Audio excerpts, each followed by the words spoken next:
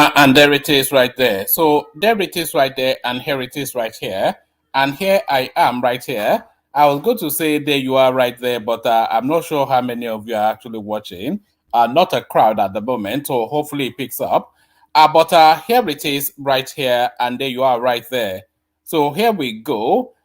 So there's a Yoruba adage that says, "Àjẹ́ ké lánàá, ọmọ kú lénìí. Ta ni ò mọ̀ pé àjẹ́ àná ló pa ọmọ?" So that's a Yoruba adage. Àjẹ́ ké ní àná, ọmọ kú ní èní. Ta ni ò mọ̀ pé àjẹ́ àná ló pa ọmọ? So what does that mean? That means that the witch cried yesterday. You know, we're a sort of a ritualistic sort of a society. So that essentially means the witch cried yesterday, the child died today. Who is not aware that it was that witch that cried yesterday that is responsible for that child's death? So where am I going to with that long-winded sort of analogy? So as early as yesterday, we put a missing person notice out on the social media space to try and hunt Peter Obi down for his silence over the Supreme Court judgment.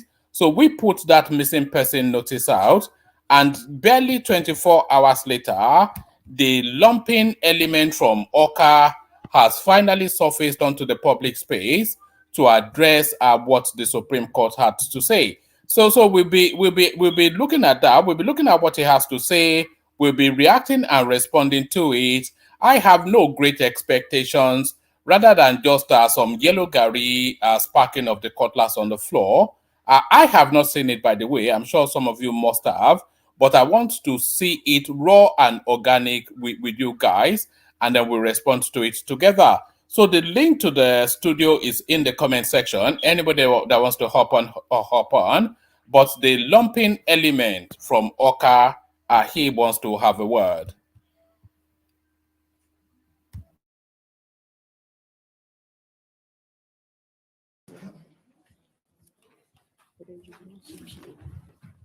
Good afternoon,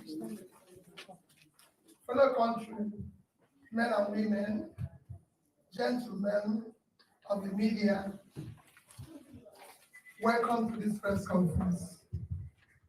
Can you permit me to make some few remarks on the recent ruling of the Supreme Court?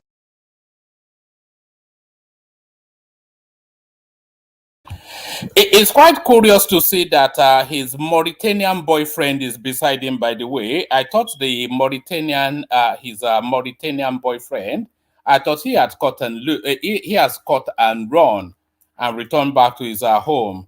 But there he is with his Mauritanian sidekick. So what does he have to say? And by the way, I'll try and switch on the subtitle because, of course, always a strain to understand anything that Peter Obi has to say. But you have to listen to Peter Obi in slow motion. Otherwise, you might not understand anything he has to say. The highest court in Nigeria. About a fortnight ago, I was traveling abroad on a prior scheduled engagement when I received a notice of Supreme Court. They were delivering judgment on the 26th of October 2003 on a challenge of the ruling. And by the way, like I said, I'm listening to this in real time with all of you. I promise you that I have not listened to this prior, but it'd be interesting to see how much of his commentaries actually mirror what Atiku Abubakar had to say, because that is what we have noticed as a pattern.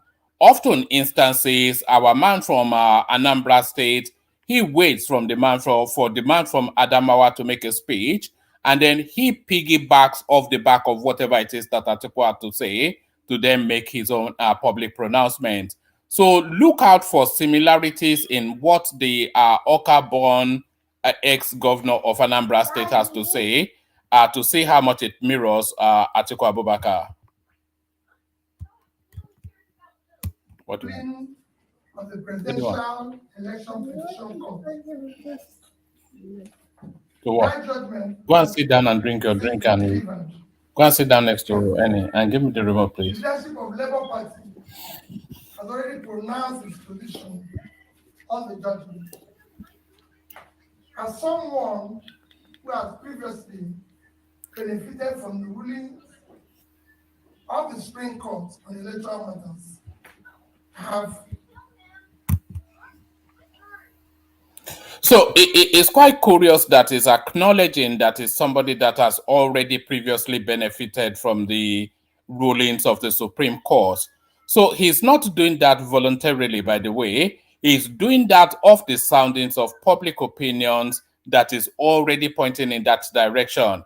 So having now benefited from the Supreme Court, because of course, people call Hope Uzodinma the Supreme Court governor, but the original Supreme Court governor is Peter Obi. So having now benefited from that space, he cannot now claim that space is not fit for purpose.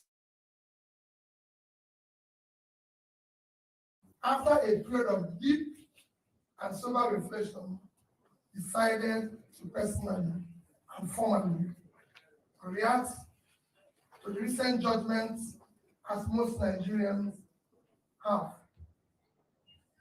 Because we are confronted with very weighty issues of national interest, I will speak forthrightly. As a young student at CKC Onitsha, we were taught values and admonished to always choose harder rights instead of easier wrong. Certain legal issues aside, the Supreme Court exhibited a disturbing aversion to public opinion, just as they abandoned its responsibility as court of law and policy. It is therefore with great dismay that I observe that the court's decision contradicts the overwhelming evidence of election rigging, false claim of technical glitch, substantial non-compliance to the rules set by INEC itself, as well as matters of perjury. So yes, so there it is. So already from the opening salvo, we already know the direction of travel that P2B is embarked upon. So he's going to double down on his ignorance and try to rubbish the Nigerian judiciary.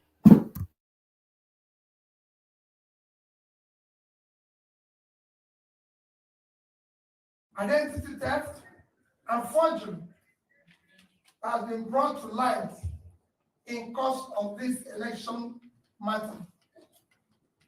These are hefty allegations that should not have been treated with levity.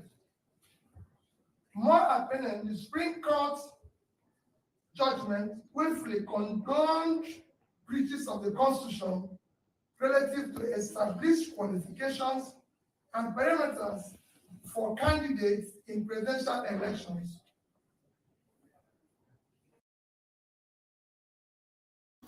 So this is the Spectre, that's SPECTRE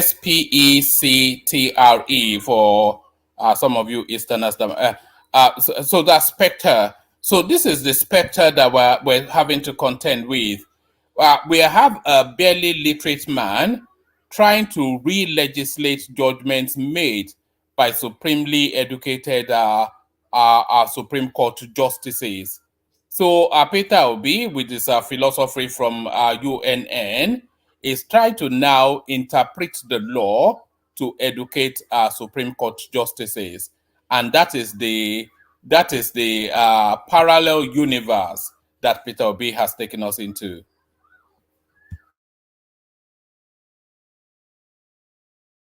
With this counter judgment, the Supreme Court has transferred a heavy moral burden from the courtroom to our national conscience. Our young democracy is ultimately the main victim and casualty of the courtroom drama.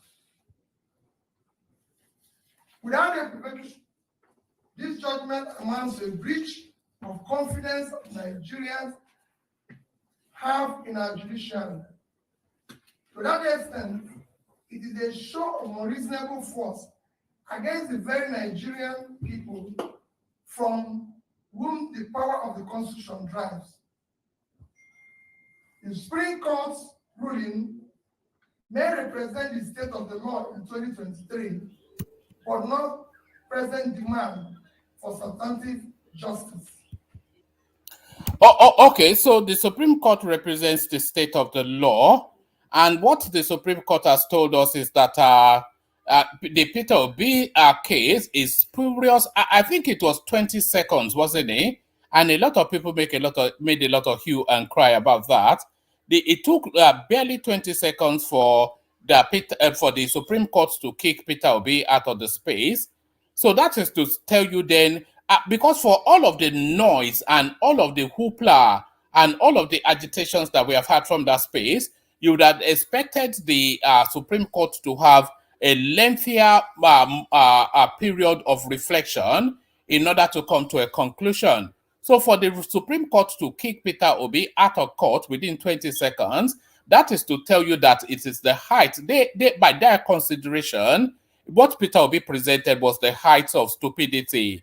But here is the clueless man in this rather sort of difficult to place a voice texture, telling us now how the Supreme Court has erred in their judgment. So this is where we are now. But like I said, we have been invited now by our man from the Southeast into a parallel universe. The judgment meets principles and precedents. Indeed, the rationale and premise of the Supreme Court judgment have been clearly brought to.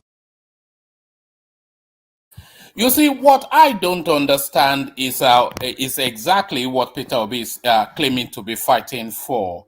So what exactly is Peter Obi claiming he's fighting for is the question. Because he has petered off any narrative of him winning that election, because even he, as far-flung as he is, cannot even to that reach to come to the public space to tell us that he won the election. There are no parameters to suggest that a character like Peter Obi can win a presidential election like in a place like Nigeria. Peter Obi is an Igbo man from the southeast. The Nigerian space has a visceral distrust of that space, especially more so the northern space within the Nigerian space. They have a visceral distrust of that space of the southeast. So there is absolutely categorically no suggestion. Even Peter Obi cannot reach to any suggestion that the Northerners want him as their president. And the bulk of the votes in Nigeria is in the North. Now, the Southwest does not really object to Peter Obi being president. They are not forced either way. They may want it, they may not want it, but it's not a real bother to the Southwest. But unfortunately for Peter Obi, a Southwesterner was also contending in that election, and he was the front runner as well. And as they say, blood is thicker than water. I won Lagos, park that to one side. The vote differentials were about 10,000 votes, and really the abundance of the ethnic mix of Lagos was reflected in that. And the activation of the Igbos, especially within that space, the largest second minority, the largest second ethnic group within the Lagos space are Igbo people. The whole of Igbo land always trooped to Lagos. That's been the convention since the creation of that country. So there's an abundance of Igbo people in Lagos. And of course, because they've ignited that ethnic jingoism in the course, because of course, the whole of the Peter Obi campaigning was all wrapped around ethnicity and religion. So he had ignited that primal ethnic thing within that Igbo space, and the abundance of the Igbos to the man, they all went out to vote for Peter Obi in Lagos. So now the restive native community, they were not especially bothered because they are just really more into their Owambes and whatnot. And that was the narrative of Lagos. But really, the Southwest sticks with its own. You will say that Atiku did well wherever, but essentially, if you look at the vote count, the Southwest stuck with its own. The North, because of a visceral distrust of anything Southeasterner, which goes back to the first coup narrative, they would never vote for an Igbo person, and we all know this. Every single person hearing me knows this.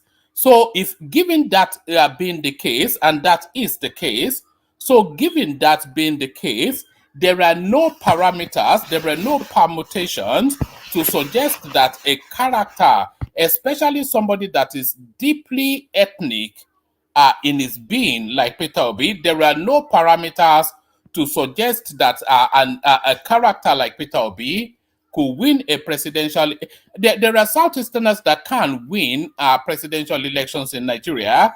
The Southeasterners that have abandoned ethnicity to carry into a crossover appeal and be more nationalistic in their outlook, they can win elections in Nigeria, but not a deeply rooted, very ethnic jingoist like Peter Obi. He can never ever win an election in Nigeria. I know this, you know this, but more importantly, he knows this. So, what is all this fight that is claiming that is fighting? Is all ethnic dog whistles that we're hearing from our man from Oka. Light by deep, prevailing, and troubling valedictory remarks of Honorable Justice Musa Betijo Mohammed,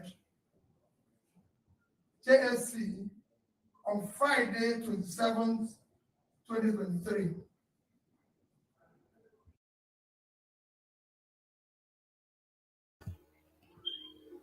The link to the studio is there, by the way. If anybody wants to have a conversation around this, hop on. But you can hear the accent of Aisha Yesufu yet again in this public output by Pete Obi. In disagreeing very strongly with the ruling of both the Presidential Petition Court and the Supreme Court on the outcome on the 25th February presidential election, as declared by the Independent Electoral Commission, as Democrats who believe in the rule of law, we recognize that the Supreme Court is the end stage of our quest for legal closure on this matter. As a party and candidate, Daddy and I have now exhausted all legal and constitutional remedies available to us. However, this end is only another beginning of our quest for vindication of hope of the common man for a better Nigeria. After all, sovereignty belongs to the people, even for historical purposes. It belongs us to place our disagreement with and deep reservation about this judgment on public record. We have long been aware of how weak the national institutions have negatively affected our democracy. This year, 2023, has been quite remarkable and revealing. INEC displayed incompetence in the conduct of its statutory duties. The judiciary has largely acted in defiance of the constitutional tenets, precedents, and established ground rules. Political expediency has preceded judicial responsibility. A mechanical application of technicalities has preceded pursuit of justice and fairness. Both INEC and Supreme Court, as referees, respectively, shifted the goalposts in the middle of the game. where the value and import of INEC and recent Supreme Court ruling ends is where our commitment to a new Nigeria begins. Our mission has been more about anchoring a new Nigeria, and it remains unchanged.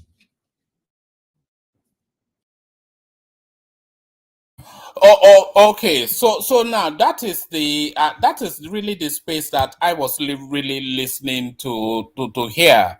So that is Peter Obi now somewhat attempting at a policy direction for his followers or his adherents, or more really his fanatics. That's Peter Obi now. I'm going to scroll it back just like about a minute or so you can hear exactly what he said. So what he's actually saying is he's conceding that the 2023 cycle has ended, and he has no choice other than that concession, by the way, because if he invites anarchy upon the state, then he'll be picked up, tried for treason, and taken to Bar Beach, and we know what happens in Bar Beach. So he had no option but to make that concession waving of the white flag. But after conceding and waving that white flag, with the preamble leading up to that, he's now tried to point a direction of travel for his fanatics. So I'll scroll it back just a minute so you can get the flow of that.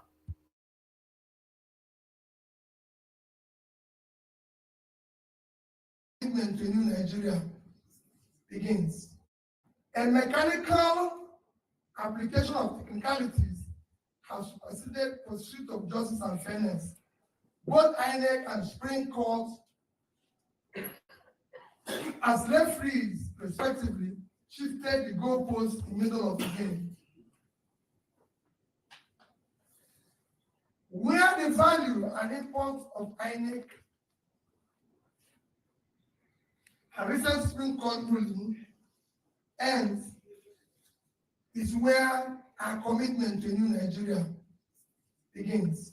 So that was the concession right there. Our mission. So let me just pause it right there. That statement right there was the waving of the white flag. That was the I surrender, but I'll be back to fight again. So where the INEC, whatever it is, and the Supreme Court ends, is where my movement begins. So he, with that statement, acknowledges that this cycle has now come to its crescendo, because as they often say within the Nigerian space, after a judgment from the Supreme Court, the only other appeal is to God. So that Nigerian space, in terms of all options, has been explored and has been crescendoed.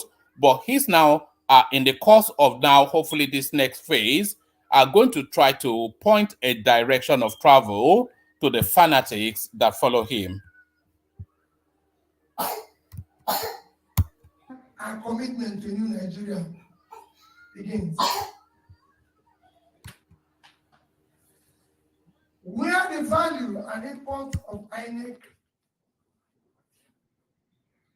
and recent Supreme Court ruling ends is where our commitment to a new Nigeria begins. Our mission has been more about anchoring a new Nigeria, and it remains unchanged. It is a nation where things will work, where the country will be led from its present waste and consumption orientation to a production-driven economy. Our commitment is to a nation anchored on. Is this peppy little buzzwords that this guy uses, isn't it? It is a peppy to a production and a consumption to production. So he's been saying this consumption to production for yonks, but he has not yet fleshed out. For somebody that's spoken about something for a good solid 2 years, it is quite a wonder that this guy has not fleshed out the modalities of this theorizing that is presenting. And by the way, this consumption to production, little peppy, little sound that is always agitating, it's not anything new or innovative. It's embedded in the article manifesto, but in a more fleshed out and a more detailed manner. Is also embedded in the Tinubu manifesto in an even greater detailed manner.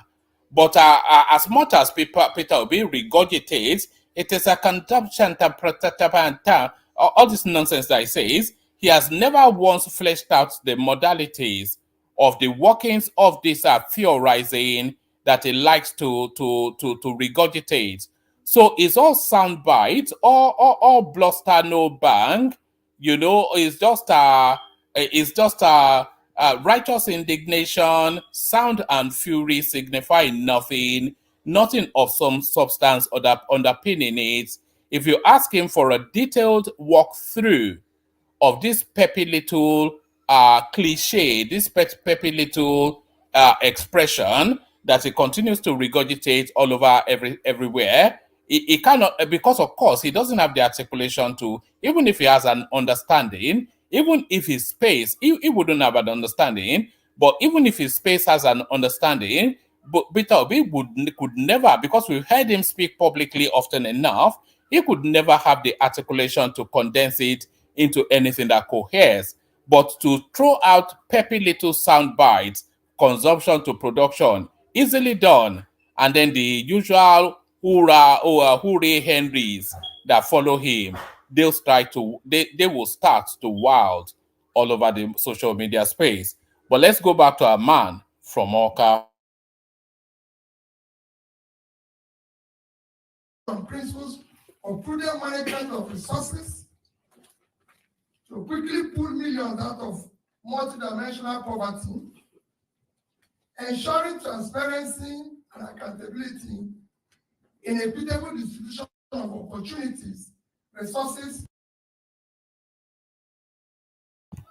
And by the way, mark my words on this, and if it proves not to be the case, please approach me anywhere on the streets and throw rotten tomatoes at me. So mark my words on this. This is the last time you will ever see Yusuf Ali Dati Baba standing beside Peter Obi. This is so take a good look now, because this is the last time in human existence that you ever see Yusuf Dati Baba Ali standing cheek by jowl with your man from Oka.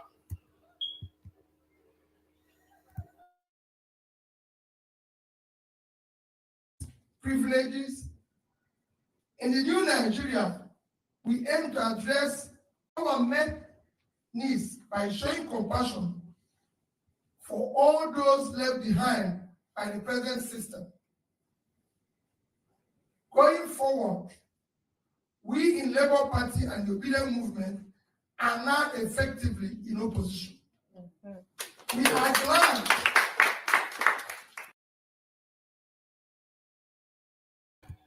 And that is the surrender right there.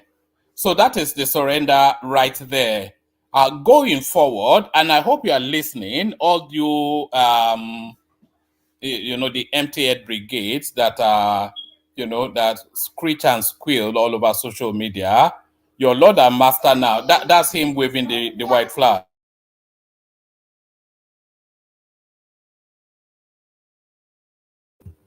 I beg your pardon. That was your Lord and Master waving the white flag. So have no equivocation and have no confusion in your thoughts.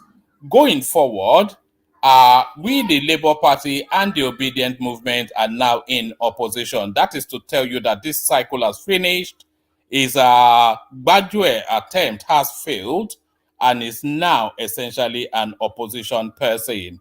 So whatever it is, it was ineffectual as a candidate, is ineffectual as a substance. So you can't really expect any effect as an opposition. So what will constitute an opposition is really more of the same, of the level of abuse and just wilding up the space that we've had from the obedient narrative all the way through this cycle, because there are no indications that the penny has dropped within that space in any manner, and certainly no indication that any penny dropped for this particular character in this now whatever it is that is pronounced into the public space. So what you would expect, and by the way, the space has already now gotten an understanding of their play. So it's not catching anybody off guard in 2027. So Peter Obi has had his one shot, and that shot has failed spectacularly. He claims he's an opposition figure now, but you will hear little missives, maybe once or twice in the immediate future, and then this guy will disappear into the ethers. So this is the last hurrah. This is the last stand at the OK Corral about your man from Oka. So watch very closely. But this is the last stand of our whatever it is, our man.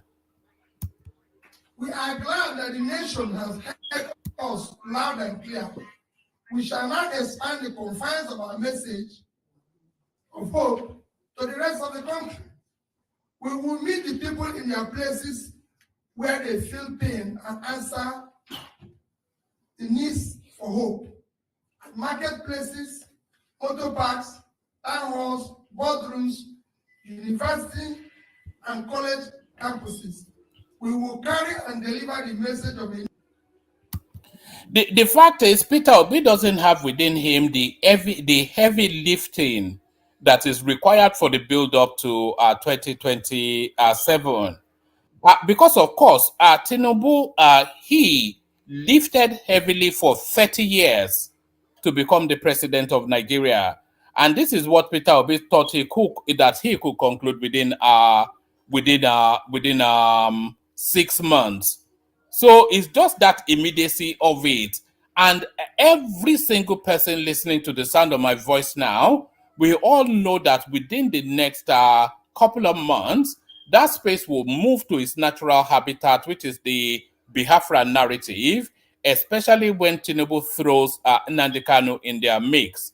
So really, this is the last hurrah from Peter Obi. Last hurrah. New Nigeria.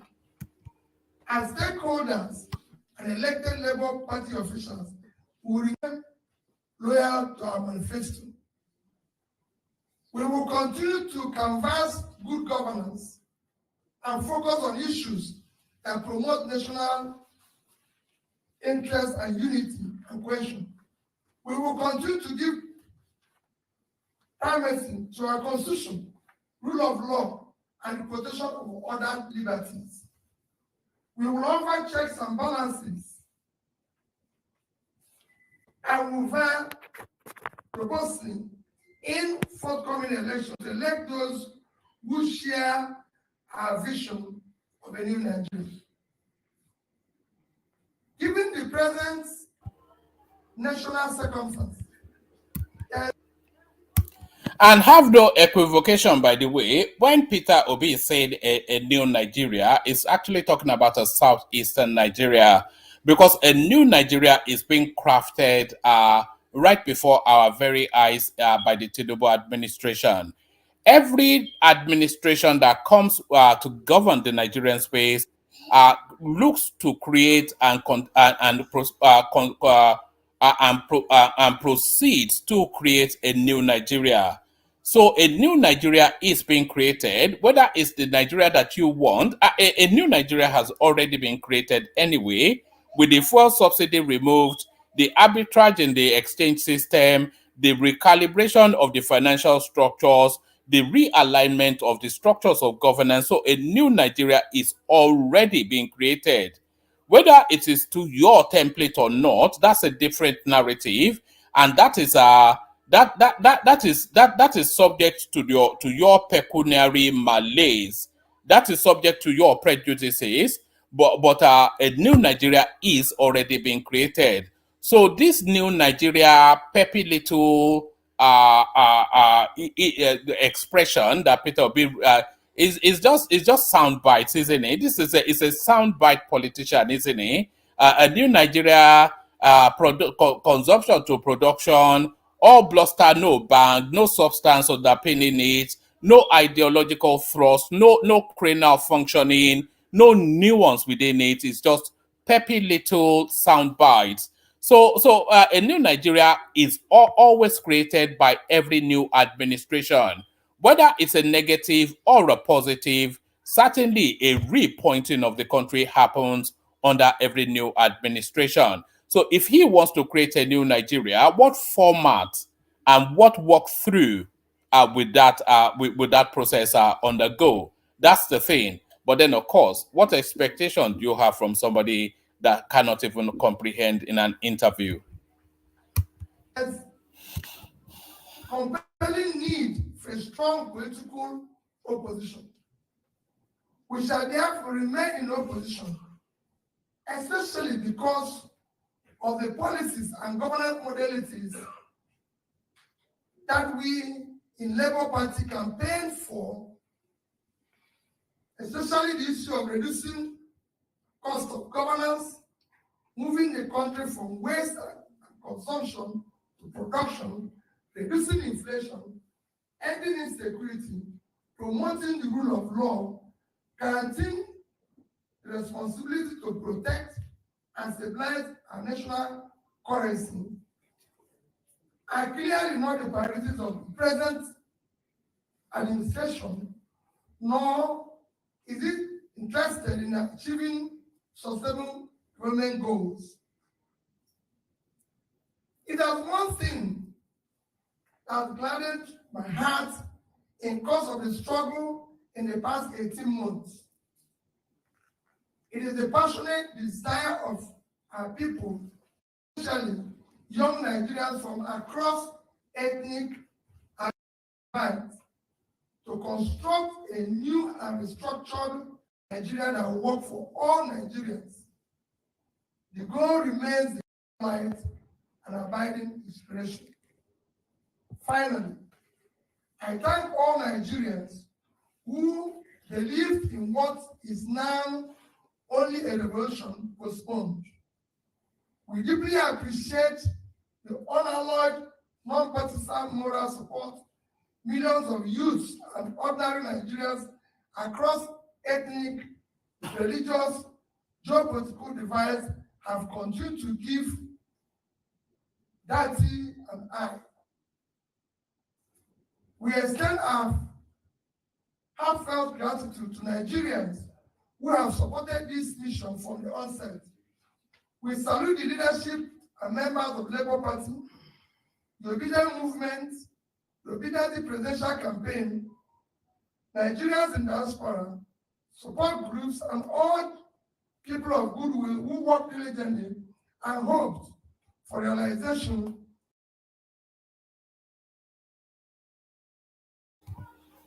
And by the way, I'll be shutting it down in about 10 minutes or so. So if you want to come and have a reaction to it, come have a reaction. Otherwise, of course, we'll be revisiting it in the latter session. But this is P2B, last stand at the OK Corral. So last stand at the OK Corral for a man from Oka. Of the beginning of new Nigeria in this election cycle. Nigerians who supported our cause have done so out of patriotism and their sincere conviction that our nation requires and deserves dedicated and visionary leadership who will lead Nigeria toward a brighter future. The energy and dedication of Nigerian youth and obedient movement have been simply amazing. I appreciate and salute them. I want to assure them that this is not the end of our journey, but in fact, the beginning. Nigerians heard you. The world have taken note and will not forget easily. We shall endure, persist, until we reach our destination. Because new Nigeria is our destination. A destination is not an event. We thank, in a special way, our legal team. We also thank other statesmen whose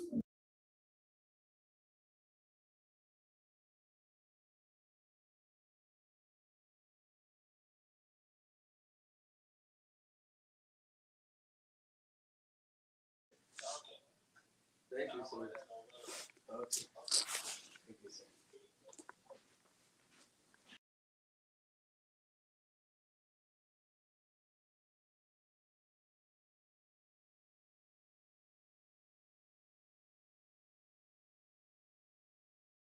Wise counsel were immeasurable.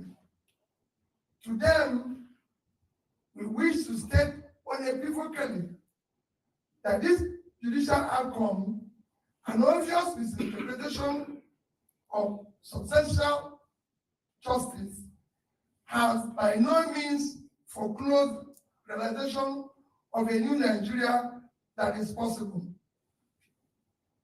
On personal note, I take pride and express gratitude to those who share our vision, who have exhibited rare courage to challenge the nefarious system, the genuineness of individuals, identities, and their defining and qualifying particulars up to the highest extent allowed by law. Nigeria holds out hope of infinite possibilities leading to undesirable greatness. I remain consistent in my belief of a possibility of a new Nigeria built on character, competence, capacity, compassion, integrity, respect for the rule of law based on justice and fairness.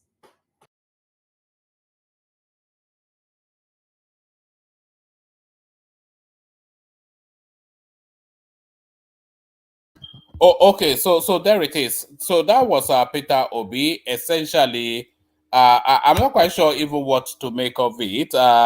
It's just gobbledygook and dibbity-ja and blah blah blah and hooah.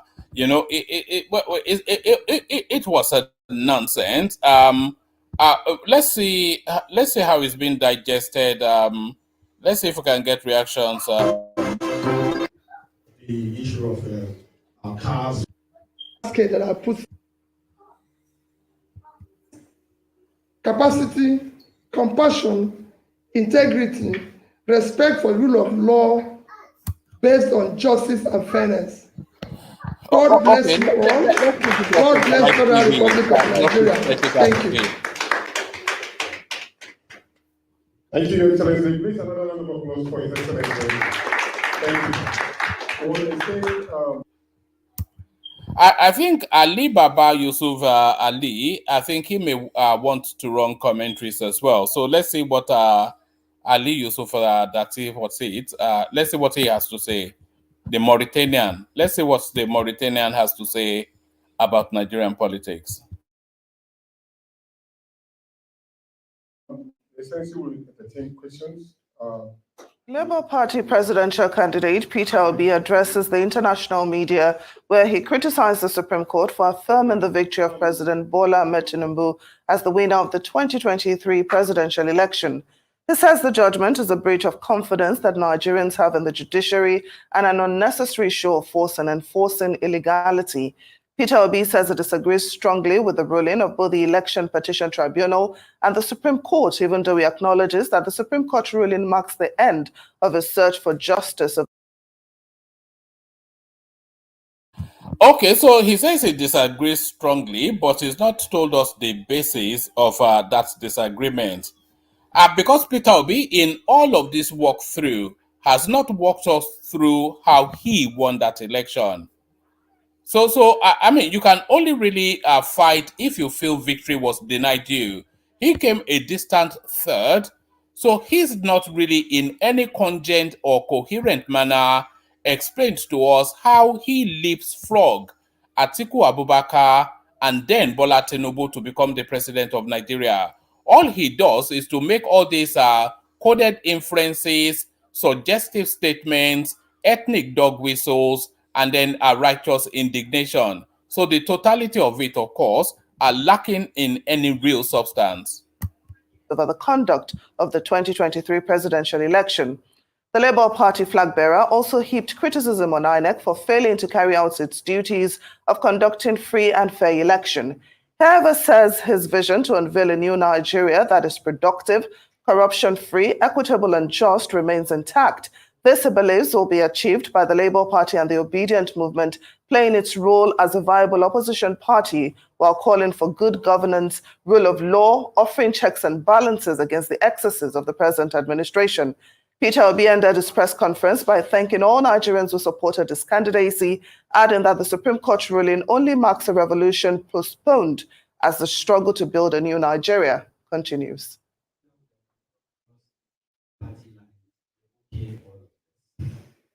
What would you say in respect to the need of principle, like one of the cardinal objectives of the This is where we expect Peter Obi to start to struggle, because as we know, he struggles with public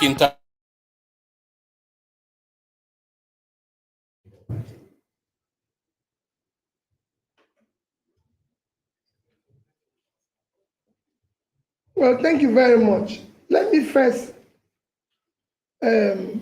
elucidate a bit. Supplementary budget is a budget that is meant for very important national welfare need of the people that is not captured originally in budget or does not have adequate funding. I'll give you an example. Nigeria today, we've read it in the past 1 week for United Nations World Food Organization that 26.5 million Nigerians will go hungry next year. This is an issue of national importance that we can go for supplementary budget. But I will have a supplementary budget where we are mentioning issues of yachts, SUVs for First Lady's office, shows to the extent that its government is totally uncaring and we're in deep problem. It shouldn't be part of that. In fact, bringing in First Lady's office, which is not in our constitution, is even more troubling. All funds meant for First Lady's office should be allocated and addressed to dealing with the girl-child issue of education, to deal with the issue of education of the girl child in Nigeria. The First Lady is there to look after the husband and work with him and everything to ensure that everything works well. So for me, the other one you asked is the issue of SUV for National Assembly. Again, I can put it in the same basket that I put the earlier one. It's very troubling. The SUVs for both houses will cost in region of, I think it's in the region of about 60 billion, if I'm right. Nigeria today, our primary healthcare today is collapsing. Okay. So, Folly, good to see you. What are you making of Peter Obi's public statement, which obviously marks the end of the 2023 electoral cycle? Folly B? All right. I don't think Folly is quite ready for us here. Hello, So let's. Can you hear me? Yeah, I can hear you now. So I was just asking for a reaction to Peter Obi's press conference. Oh, okay. Actually, I'm not. I'm just. You know where I'm standing. You know what I believe. So I'm not really believing in all this. Try to keep us against 2027, and I pray Nigeria will not make a mistake again by following the same woman that deceived us to 2023 election that will take us to be where we are today. Because I'm not seeing him doing any needful of actually what we actually needs to do. Because he's not even supposed to be the arrowhead of the movement. I like the movement, but the person leading it is not the person that's supposed to be leading it. And I pray we don't make another mistake in 2027 by allowing them to continue deceiving us towards 2027 election. I think Nigeria should stand by their feet this time around and make sure they choose a good leader that can lead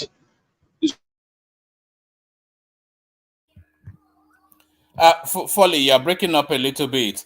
But Peter Obi, he has marked the end of the 2023 elections as far as his participation is concerned, and he has described himself as an opposition figure now. But do you think that Peter Obi is even suited for that opposition role? Or do you think people that are actually more astute and acute towards the pecuniary needs of that country should seize that opposition narrative from him? Because if Peter Obi, if he takes the lead on opposition in Nigeria, and they continue along that just screaming and shouting thing that they've been doing, then that is to tell you that Tinubu would return in 2023, in 2027 rather. So that's our folly. I think we'll just do it as a standalone. I'm not quite sure that we're getting participation with this. So we'll just listen to this to the end, and then we'll wrap it up because people are struggling to come in. Which consequently, Nigeria now have higher infant mortality than India, a country that is 7 times our population. For you now to use funds that is higher than the fund allocated to primary health care to buy a car for 400 people, it shows height of insensitivity. And we have a way we can buy a more competitive vehicle and everything for them, even from locally made. And most of them, sorry, even in the Senate, are people who already have cars. We don't really need to buy vehicles for them because some of them are my colleagues, ex-governors and everything. Do they need new cars again? It is time we must shake out and show responsibility to what is happening. People, Nigerians, are already scamping for food from waste bin, and we're doing this. It shouldn't be. And I can go further to give you an example of how I handled it even when I was governor. So it's not the first time. When I became governor, I found out that the justices of High Court don't have cars in Anambra State. The permanent secretaries don't have cars. And when I became governor, they ordered for me 2 bulletproof vehicles. And I said no.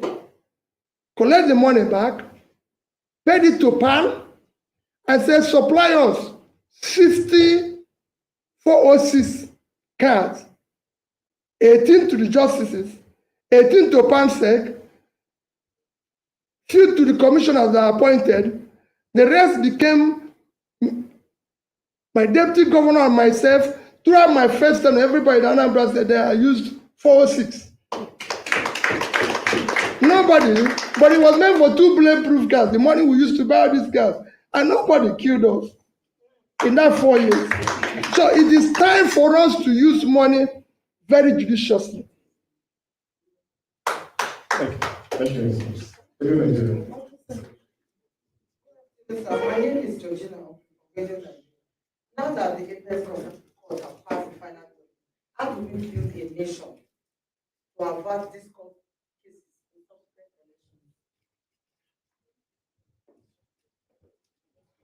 elections? Well, as you can see, everybody have done now that all institutions are broken down. Like it's been now shown, it is now for all of us to work hard together to ensure that we save the country. Those who are in office do the right things. Those who are in opposition should ensure that the right things are done. And we will do so on our own part aggressively.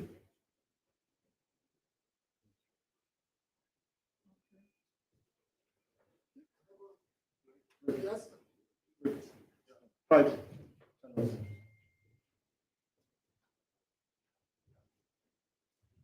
Excellency, my name is Friday. I work for Channels TV. I'd like to ask you something. The presidential candidate of the People's Democratic Party, they also briefed on this same topic, the Supreme Court judgment, made some recommendations. One of the recommendations I can remember giving now is a recommendation for a single term of 6 years on a rotational basis, rotational presidency. What's your view on that? And I just want to take you quickly on the issue that my colleague from Daily Trust raised, the issue of the cars for people in the National Assembly. It is true that your party is in opposition now, since by virtue of the judgment of the Supreme Court. But you have your members of your party who are in the Senate, like we have one. We also have some of them also in the House of Representatives. They are beneficiaries of this. So to what extent are you going to engage with them? Of course, those lawmakers at the state level, so that they will stand different from other lawmakers in these parties that seem to be doing things contrary to your vision.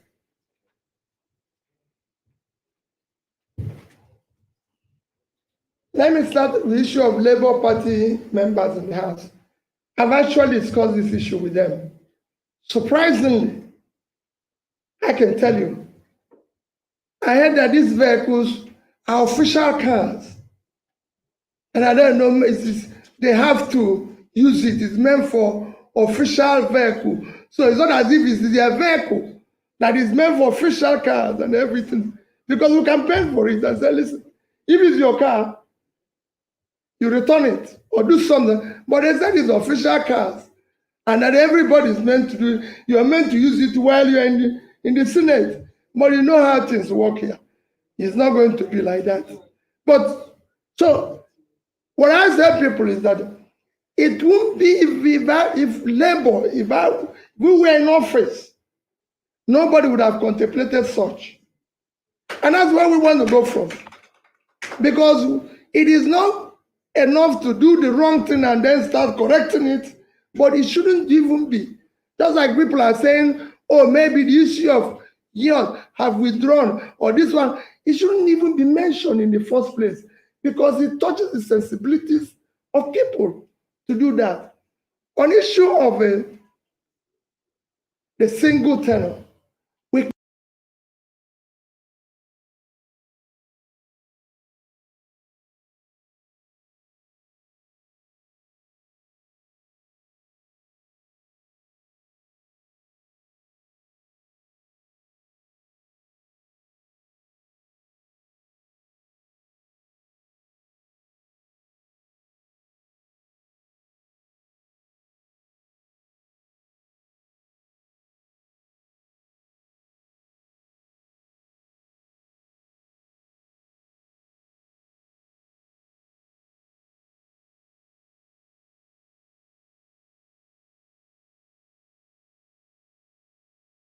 campaigned on campaign. Sorry, I was speaking. I didn't know I'd muted myself. I was saying that Folly rejoins us, Ola with us as well. So Folly was responding before his system dropped to this press conference by Peter Obi to mark now the end of this now electoral cycle, because he is the last of the major players now to come out to speak to the Supreme Court space. And he has now described this movement now as transmuting into an opposition movement. So what are you making of his pronouncement? You were not especially impressed, Folly, whilst you were speaking before your system dropped. So, Folly, back to you. Folly B.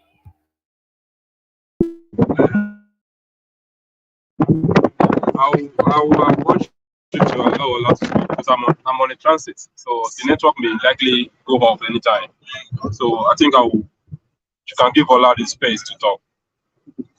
All right, brilliant. So, Ola, pick it up from there. I'm sure you've watched it. So give us your response to his P2B.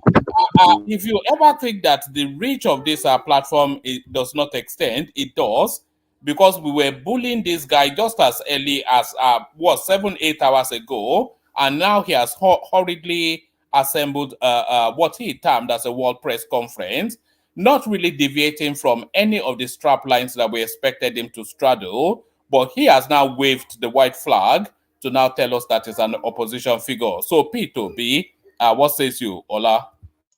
Yeah, Good day, everyone, wherever you are. I'm even surprised to see Obina coming online to try to give us some content, which I don't see as bad though. And I think it is good that at least it appears that it's responding to criticism. So, which I think is a good thing to go.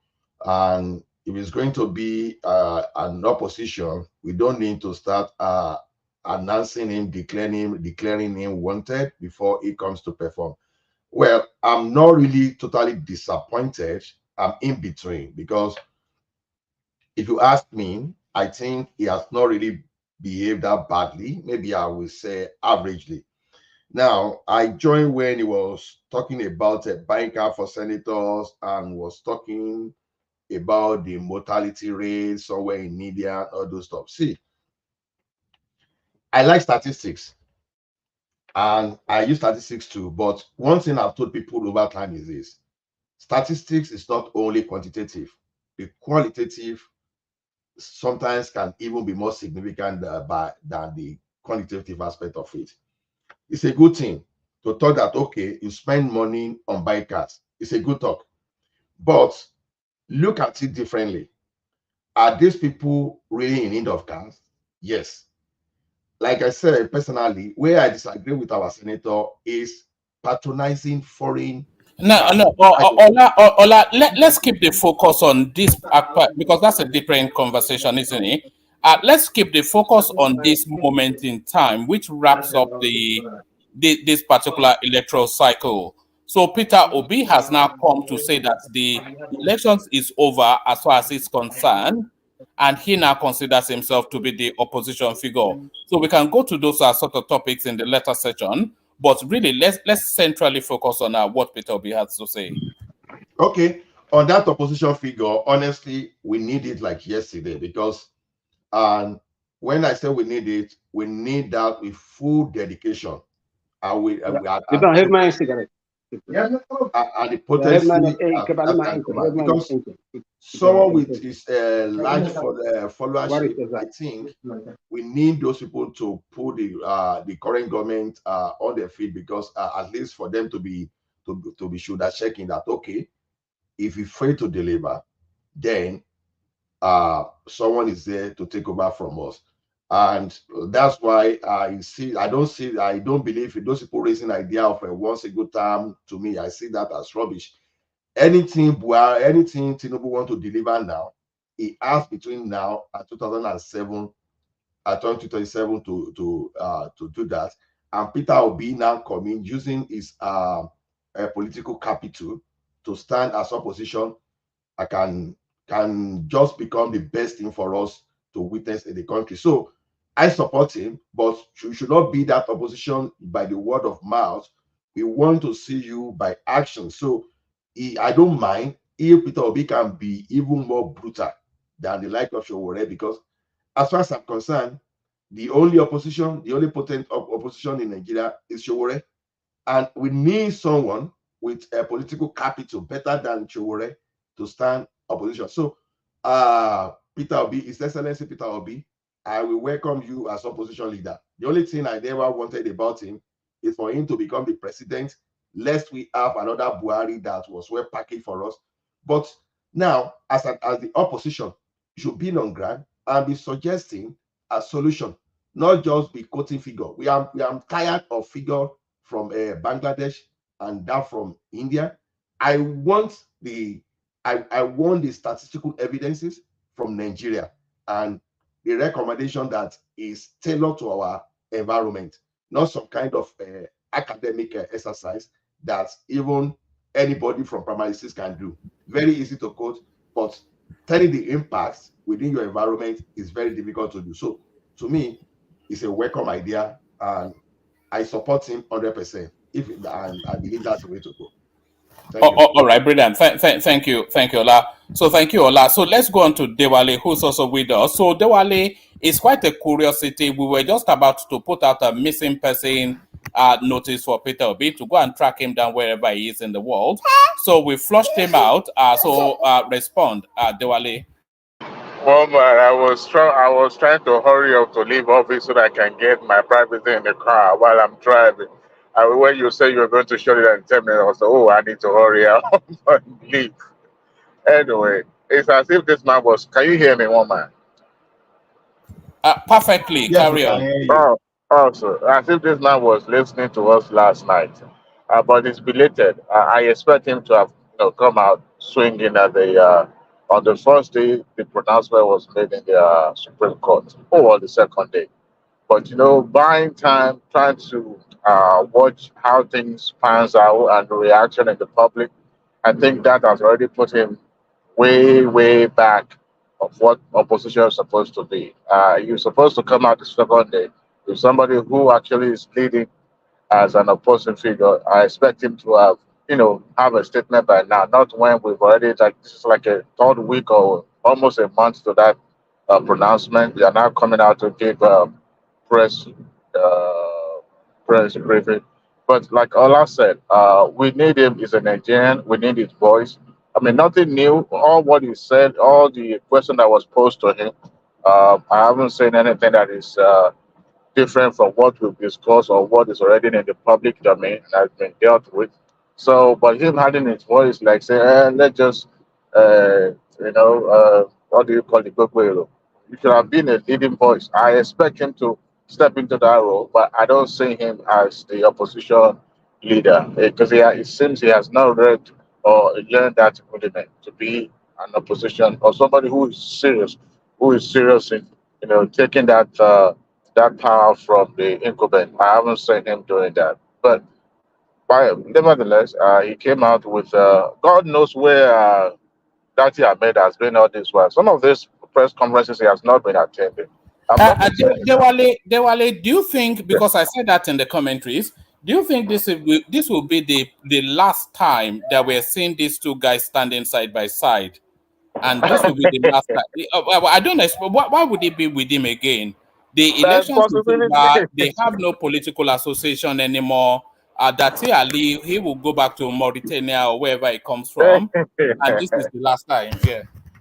There's possibility that such things will happen because the momentums will lose in value and uh, things will cool down and there'll be no reason for it's a joint ticket. Yes, I understand, but at the same time they can't continue to tie each other on each other's apron. It is not possible. But I think anytime Obi's name is mentioned, that's Baba Ahmed also will be mentioned as well.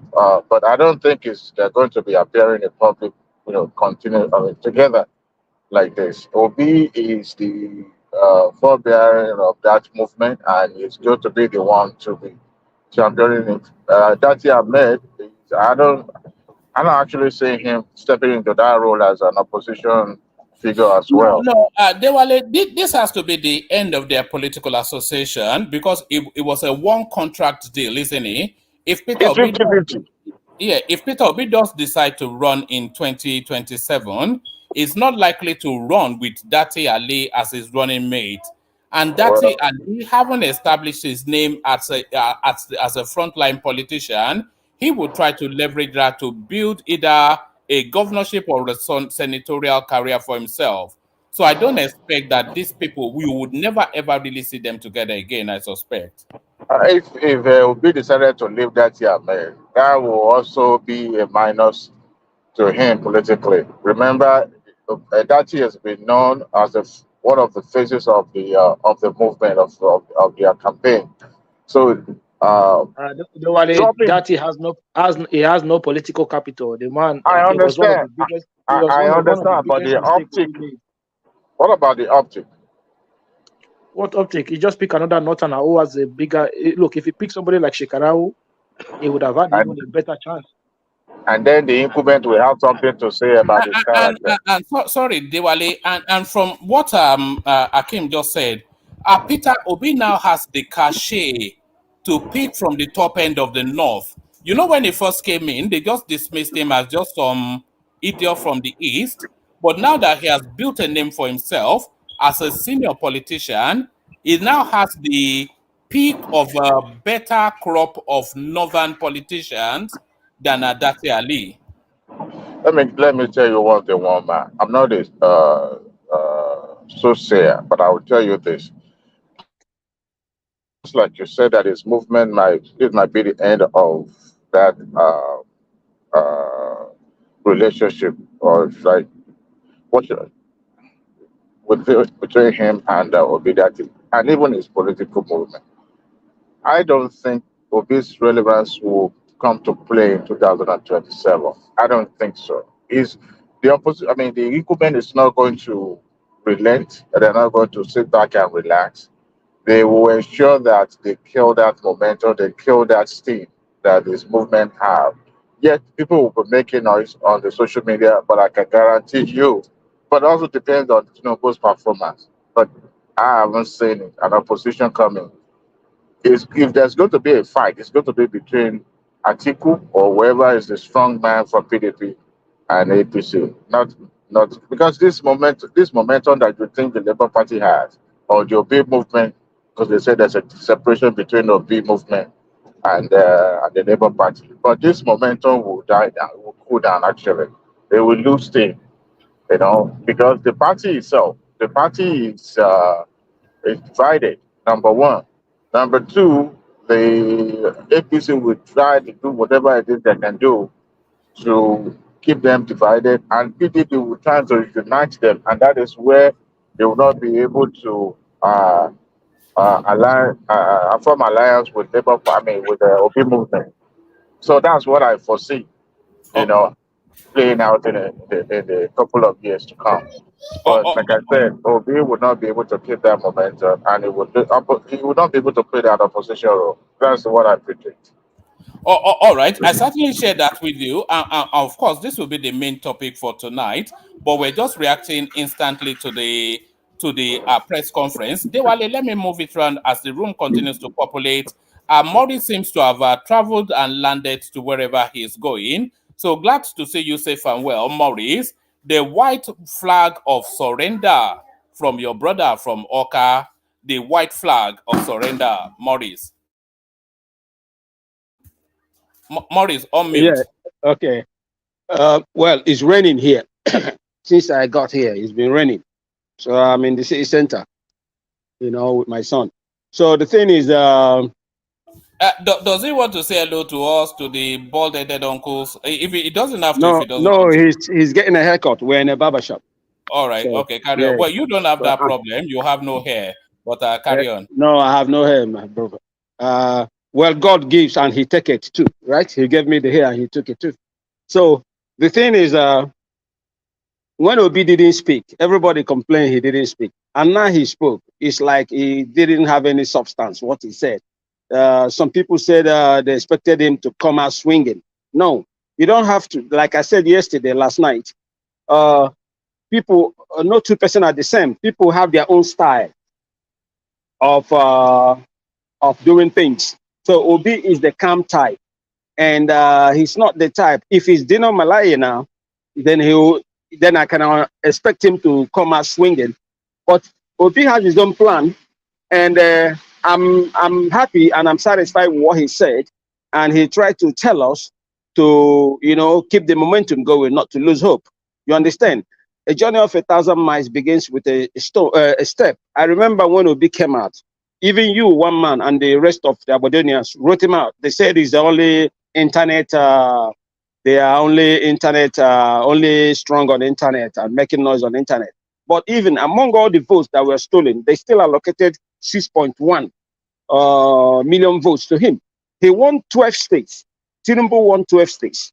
Atiku won 12 states. So I don't even see why people should make it sound like he's going to go away. This person, the first time he came, one man, for the first time, he made such an impact. What do you think is going to happen next time? The same way everybody wrote, I remember you, one man, also said that Obi movement, when he first came out, give it 2 weeks, it will die down. The same thing now we are saying, give it a short time, it will die down. For Dati, for talking about Dati, I like Dati, but I don't know if they will be together in future. But they may have friendship together, but politically, I don't know, so I cannot comment on that. And now that, like you said, Obi has a leverage now to pick from one of the top Northerners if he chooses to run in 2027. You understand? But my concern now is that the Labour Party member of the National Assembly, they should put up a fight, not just to yes everything along, because this assembly is even worse than that of Buhari. At least there was a few opposition then. But now everything they bring about issue about finance, and it's passed in less than 2 hours. So that's not the way forward. We cannot say, oh, because everything is going good because it favored the candidate people are supporting. Because at the end of the day, it will affect you. If it's not affecting you directly, it will affect your family, or it will affect my family or friends or people back home. That is the main point. What is governance? What is the use of governance if it's not bettering if it does not better the life of the citizens? You understand? For instance, how do you allocate? Sorry, Maurice. Let me ask you a question, and then use Go that ahead. question to bring it to a close, and then we go through the names, and then we'll open up. Okay. But this question: do you want Tinubu to succeed as the president of Nigeria? 100%. Listen, 100%. I want him to succeed, not because I'm a fan of his, but because it will benefit the whole country if he succeeds. Do you understand? It will be only a devil that will say, he doesn't want the president to succeed. And I Yeah, will never but subscribe to that. most of the narrative from the Southeast don't want him to succeed. They No, want him to fail. it's not from the Southeast. It's not from the Southeast. Oh, hold on a second. Hey, Falca. Oh, I'm sorry, man. It's a friend just drove by. You have friends? I thought I was your only friend. When did you start making friends No, again? you're one of my friends. You know, you're one of my friends. You know, they don't see me often here in Holland. So when they see me, it's like, oh, hey, break loose. But back to what we are discussing. I want him to succeed. But those narratives you think coming from the Southeast is also because for every action, there's a reaction. It's also actions coming from FC members and the Tinubu supporters. What they are saying causes them to think that way. So a lot of people don't want him to succeed, not because they don't want it, but because the APC, after openly robbing the election and then conniving with the judiciary to do whatever they did, it's not even good enough for them. And they're trying to rub it in. That is the problem. So, and if you can't slap me and expect me to sit back. No, I have to retaliate. You understand? So that is the point. So, but personally, I want him to succeed. Do I want him to be the president? Hell no, I don't want him to be the president. But now he's the president. So I want him to succeed. I wish him well, because if he succeeds, he comes up with the policies that makes things easier for everyone. Then it's good for you, it's good for me. It's good for business. Do you understand what I'm saying? So I sincerely want him to succeed, but I'm not his fan. It's just as simple as that. All right, hold steady, Maurice. I'm going to go through the panel, and then once I've gone through the panel, we'll open it up to a roundtable discussion, as we usually do. But let's touch base. Akim joins us. But I will join you. I will join you at night because I'm on the street. I just brought my son to have a haircut. So right. and I think it's almost done. I'll join you tonight. We're going to blow it up at night. And it's raining here. Okay, then. Good to see you got to Holland safe and well. So we'll see you thank later, you so much. Maurice. Yeah, thank you so much. Okay. Bye. So Akim, you're up next. So this now marks the official end of the 2023 electoral cycle. Akim. Says one man. Good afternoon to yourself, and good afternoon to all the viewers and those at the comment sections. One man says, "Oh, Obi never said this." He said this is not the end. That was what he said. Listen, I don't know how anybody gets inspired by Peter Obi. To be honest with you, I don't know what is inspiring about him. Look, the election is over now, right?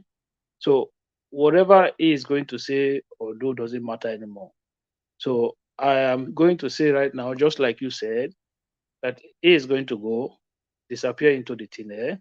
And then politically, in honesty, politically, he is not going to be relevant in the conversation anymore, whether the Tinubu government perform or not. It is about Nigerian politics is about permutations. So the North have ceded power to the South. They will look at it and say, okay, we'll give them 8 years in the South. There is no way they are supporting another Southern candidate that is not the sitting president. No way, no chance that one is happening in 4 years' time. Yeah, because that will mean another possibility of another 8 years, isn't it? That 8 years will turn to 12 years. 12 years. So there's no, it's no way it's going to happen one man. The next election, the North will just queue up behind the current president, and they'll wait for 4 years and they get their thing back. That is it, finish. So this idea that 2027 forget it, look, it's done now. If he still have age on his side, he should count what 16 years and then come back again. Apart from that, I don't see anything happening. They're talking about that Dati Baba Ahmed. You know, his people, they've cautioned him. Have you heard from him in a while? It's been like, you know, we've been calling him out, and I think this is going to be his very last. Do you agree that this will be the last outing that Dati will have with Peter Obi? Yeah, but that is obvious, one man. You know, the Northerners are not, they're not like some subsection of the Southerners. They still have this elderly respect for people. So they've called him to order, say, look, you can't be running around studio saying all sort of nonsense anymore. Look, just enter house and behave yourself. Be a good boy, okay? That is how you were brought up. And he'll go, yes, sir, thank you very much. And he's been hiding ever since. So you saw him there in that, you saw him there today. It's not going to say, you know, after the election, he was coming up, oh, this is this. Oh, say this is worse than military government. This is what. They've cautioned him and he's behaved himself. So for me, I think this is the last of it. We will still hear from the supporters of Obi on social media spaces, on Arise TV, the Rufai Oseni of this world, the David Odeyo of this world. You'll still hear from them on social media space. But in terms of governance, this was his one shot and one shot only. And I think he has blown it. If he said, oh, he's going to be the opposition, maybe he's going to join the PDP. The Labour Party is going to fall into a big fight. Do you hear the defense that they are defending? You know, that's the next space to come. Because after that Supreme Court judgment, you would expect the Arabambi Apapa faction to move now aggressively to seize that party fully. And I don't think Julius Abure, I don't think he's especially invested in the Labour Party. He's more interested in the money that is getting off the Obi narrative. So that has come to an end, and I don't think he can put up too much of a fight against Arabambi and Apapa. So if Arabambi and Apapa seizes a hold of that party, which is the expectation, then Obi is a gunner. He can't go back to the PDP, of course. So we're expecting him to form a new party. No, okay. This is it. You see, the way politics work, right? Obi, as we speak, does not hold any political office. It's just an ordinary Labour Party member who has followers. The likes of Alex Oti are ahead of Obi in the Labour Party right now. Those House of Rep members, they are ahead of Obi in the Labour Party because they are they are elected officers of the party. So in terms of ranking, they are all above Peter Obi. So let me put that one aside. For him to come out and say, oh, I spoke to those House of Rep members, and they say to us, oh, it's not a personal vehicle, it's an official vehicle. So is it only Labour Party ones that is official vehicle, or it is an official vehicle for every single one of them?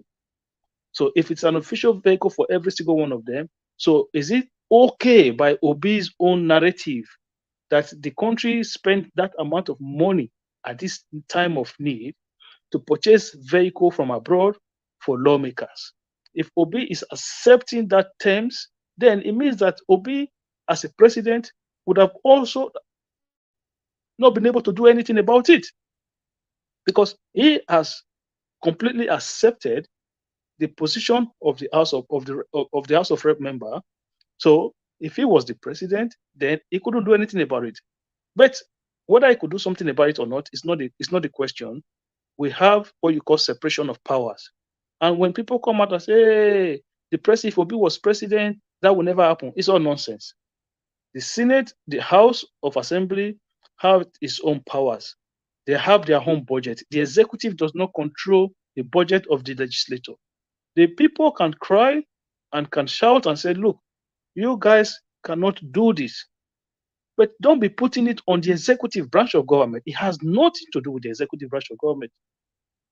So it doesn't matter who was the president or who is the president. The House of Assembly is a co-equal branch of government as the executive. So they have their own ways and they have their own finances. But so I hope this brings to an end the criticism of lawmakers buy vehicle. If not, they should not see that Obi also have endorsed the practice of them spending that money to go and buy vehicle. Because if not, those Labour Party members should have turned around and said, look, how many of us are here? 28 or 15, whatever the numbers. Minus our own from them. Use our own money to go and buy us innocent vehicle. Set the standard. I've not been able to talk on this issue since you guys have been talking about it on this platform. Why didn't they turn around and say, oh no, you know that is a point actually. They did not necessarily need to have rejected the vehicles, but no. The Labour Party members could have insisted on Nigerian made vehicles. Exactly. They could have said, if you guys are going to go and buy your own, okay, fine. We as Labour Party representative, we want Innocence vehicle. Bring our own from Innocence. Why did Obi not ask them, guys, why did you not insist on getting Innocence for yourself? So this is where when I tell people that there is no difference between this political elite, people are telling me, oh no, this one is different. No, they all have the same mindset. The problem Nigeria has is a problem of the elite against the ordinary citizen, against the poorer citizen. We don't have so much tribal or religion issue. It is when the elite are in trouble, they bring tribal matters. When they are in trouble, they bring religious matter.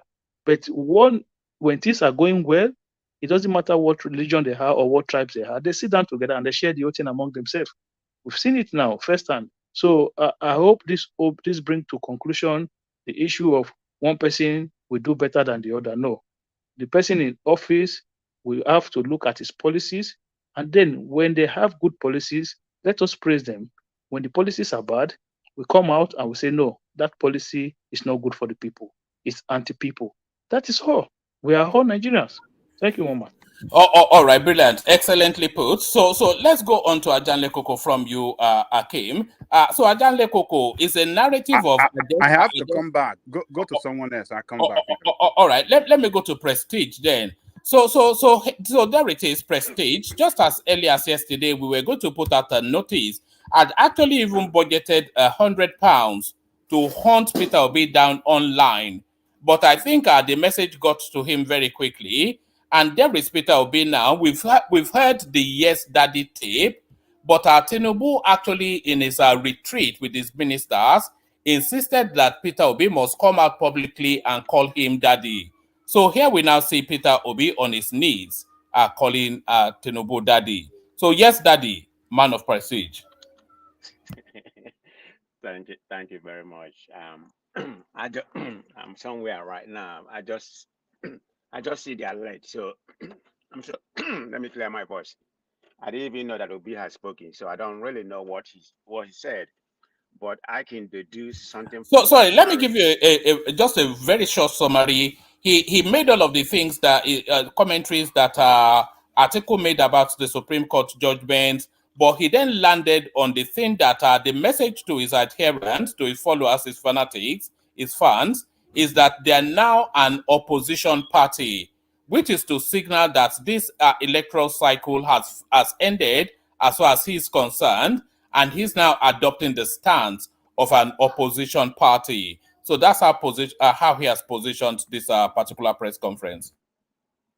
Okay. I don't expect anything different. I mean, the election is over, regardless of our party affiliation or how we feel like the election went, whether it's watering and all that kind of things. Everything is over right now. So we need to focus on the future, which is President Tinubu, good luck. Anything he does for the country, for the betterment of the country, it's good for the country. But for now, nothing is happening. So let's focus on the present topic about Obi's speech and some other things that was stated here. Um, Saying that he's an opposition party is a good thing if it's going to be an opposition party, which I don't know yet, because I don't really know the parameter where Obi stand, if it's going to still be under Labour Party or get out and form his own party. And I had people talking about the other group, our Papa group. We know that the Papa group is being sponsored by APC, to the market, Labour Party. And in my own opinion, Obi and the Labour Party narrative doesn't really jam together, because if you look at Obi, where he's coming from in terms of governance and philosophy about government, it's too different. So going to Labour Party, I just thought it wasn't the right place for him. But at that particular time, that was the only party he could have gone. But people were saying that he could have gone to AFGA. I don't know if he have been able to build that momentum with AFGA, or they allow him to come in, because AFGA seemed like they only have one state. They don't even have the Southeasterners. So he may not have built this momentum. And like some people were saying that Obi was being sponsored by some big guys like Obasanjo and everybody. So they want a party that they can control. That's why they asked him to go to Labour Party, because Labour Party seemed like a new party, in that space at that particular time they could control. Maybe that's why he went there, but it's not a good fit for him because of his philosophy about governance and everything. So they have their own way. Obi philosophy doesn't jam pretty well with them. That's the way I see that. Is he gonna come back? Okay. Let me start with that. This is the first time I've seen that in a long time. And I think this is going to be his last time, because he doesn't have any political capital. He never had any political capital before. So I think it was like a last ditch effort when Kwankwaso decided not to join together. I think they now decided to find somebody who doesn't have any politics. I think he owned a university. That's the only kind of thing that he has. So he has not been in politics. The last time he contested, he did not even win. So he doesn't have zero capital, I mean, nothing that he has by no means. So he didn't really help Obi in any means, because he didn't even win his polling unit. So I know some people lost their polling unit too. So I'm not going to depend on that. But he doesn't have any political capital. Let's be more fact. And like is in progressive stated, they probably tell him not to be making noise the way after the election, the way he needs to respect their culture or whatever they are, And I don't see him coming back aligned with Obi. If Obi is going to run, in my own opinion, I think he's going to go to a different party. Is he going to go back to PDP? I doubt that, unless he's going to form his own party or merge with some other, SDP and some other minor party. So worry them. I don't know what's going to happen. Nobody can tell about the future. If he's still going to be in the market in politics, I can't really say. I mean, everybody's saying that he's gone. He's not going to be seen anymore. Nobody can predict about the future. But what he did is the right thing. At least he didn't come say, we're going to fight. I mean, yeah, the election is over. So let's move forward. Other thing that he said is just part of rhetoric. So Oh, that's the way I see that part of, from what I deduce from what you said, in my own opinion, he has spoken well, but nobody can actually say that he will be irrelevant in the future. I don't know. He may not want to, dive into politics anymore. He may come back stronger. But for you to say that when he come back, he's not going to be relevant. Remember, we all stated that, even before the election, he doesn't have a structure. He's not good. I mean, this is somebody for the first time. well, it depends on how we place the politics, Prestige. Right, right. We don't know. I don't know what's going to happen. He may disappear, may not come back, but he may still come back. No, At I don't least he think has he will tried once. disappear, Prestige, but I don't think he will have this moment in time that is had now. Because one, Uh, the Nigerian political space, they now know the sort of politics that Peter Obi has played. And then two, as Akim just already explained, the window does not open for Peter Obi anymore. So if we have right. 4 years of Tinubu from the south, then the two choices that the north will have in 2027 is either to try and replace Tinubu with a northerner or vote for Tinubu to complete his 8 years. They are not going What to make you vote think for that Tinubu another, won't hold complete on, eight they are not years? going to vote for another southerner who then has a constitutional 8 years to run, because that would then mean they would be 12 years out of power, and they wouldn't want that. So all of it's a one-shot deal for Peter Obi. That's just what the permutations read. Yeah, that makes sense. I mean, I see that point. I see that point because I don't think the Northerners will give the Southerners, for the presidency anymore. Even at all it's 4 years or 8 years. No, I mean they dominate the politics in Nigeria, but it's sad. That's the way politics is being played in Nigeria. It has always been that way. So that's the way we find our country because we are not making headway with that kind of my turn, your turn, your turn. But this is what it is. That's the kind of politics we practice. Yeah, what you said is, I see that. I don't see Obi. This is my own strictly opinion, but we don't know what's going to happen. But if I have to bet today, no, Obi is not in the next whether it's going to be 4 years or it's going to be 8 years. No, so you'll be looking about 16 years. And age is not of inside. So I don't see that. I don't see. All right, Prestige. If you're available, join us in the evening when we're going to open up this space. And make it really expansive. But let me move the conversation on. Still stay with us. Man. I plan to do that. Thank you very much. Let me. All right, cheers, bro. Let me move the conversation on and hear from Enigmatic on D. So Enigmatic, Erin Koja Eron and Palu. Enigmatic on D. Yeah, one man, thank you. I'll be very brief. But what I just want to say is I think Progressive actually echoed my thought a little bit.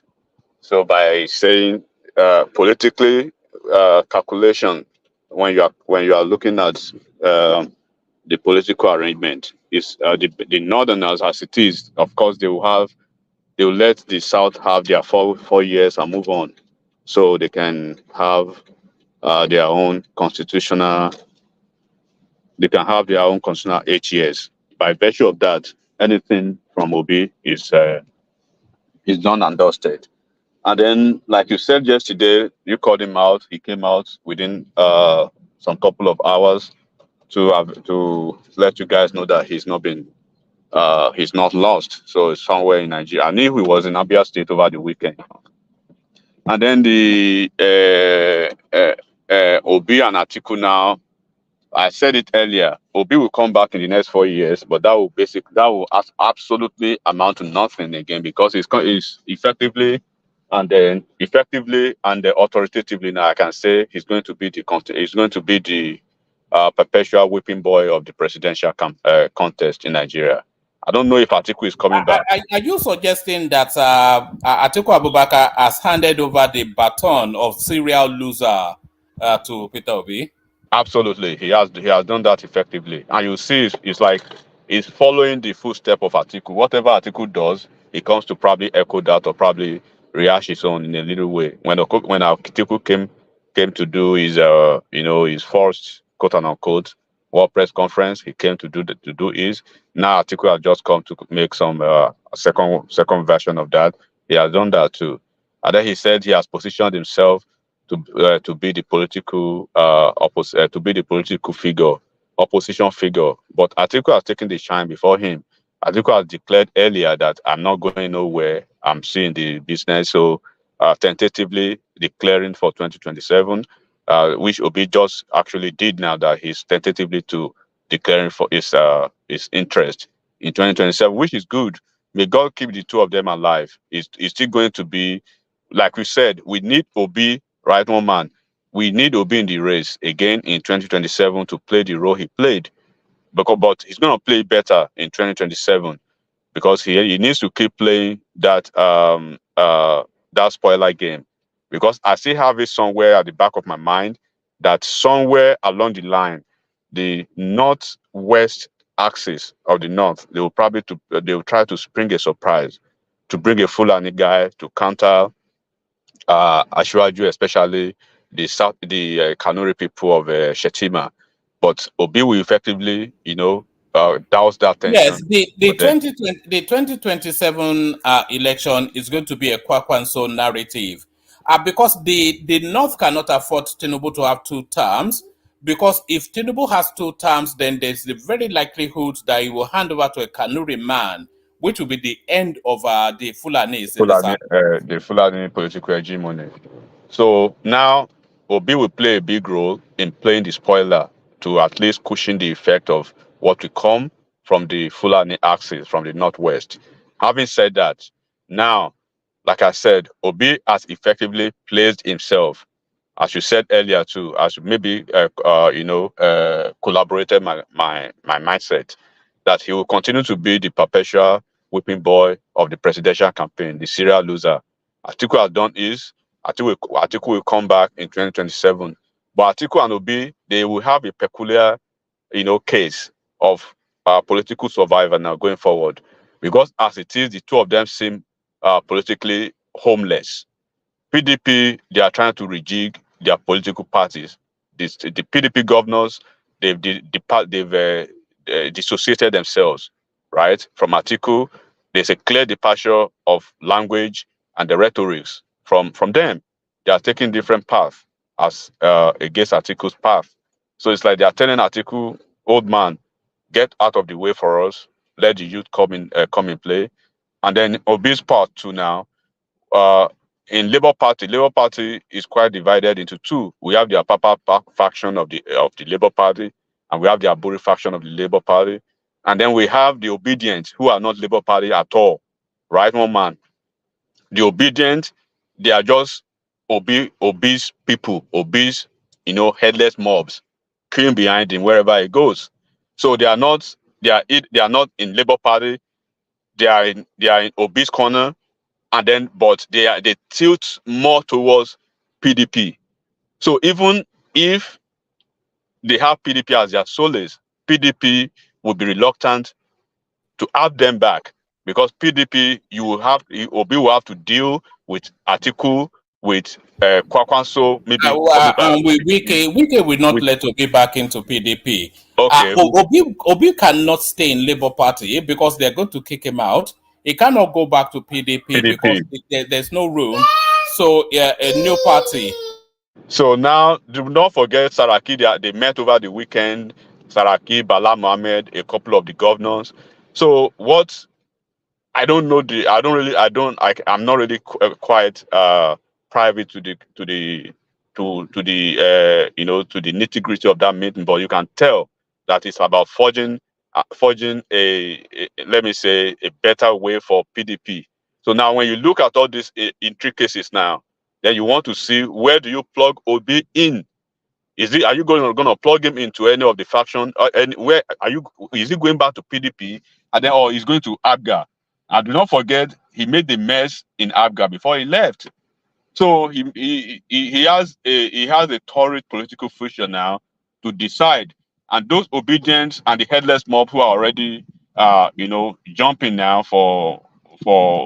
in ecstasy now, they need to calm down and look at the political future of their Agulu man first, the Agulu budget before they start this, because he's homeless. Apapa group, all of them, by virtue of the law of the court as it is now, Apapa is recognized as the national chairman of that political party, right? Aburi is just hanging on. Even when they all come together, we know he was just Obi is just more or less an interloper in the political party, and then Obedient and the headless mob, they are just usurpers. So elections are gone. Obi has made his final statement. Now is where does it belong? So that is where it is now. And I hope people will sit down and start pondering on this. Where does Obi belong? Where is Atiku going to be at? Because PDP is showing Atiku the light. I mean, that red between red and purple light now to say, all right, carry on, Enigmatic. But can I come in after Enigmatic? I'm just going to take 5 minutes. Carry on. Yes, I've just basically concluded my point. I just want Obedient, the headless mob, and those who believe they are Labour Party foes. I mean, a couple of them said they are part of Labour Party now. They said probably they've registered with Labour Party. But the question, the most instructive question to them is when Obi is kicked out eventually from Labour Party or whenever he moves out of Labour Party, what are they going to do with their membership of Labour Party? Are they going to tear their membership of Labour Party and move with Obi or remain in Labour Party, or what are they going to do after that? And I'm going to leave it here. Thank you.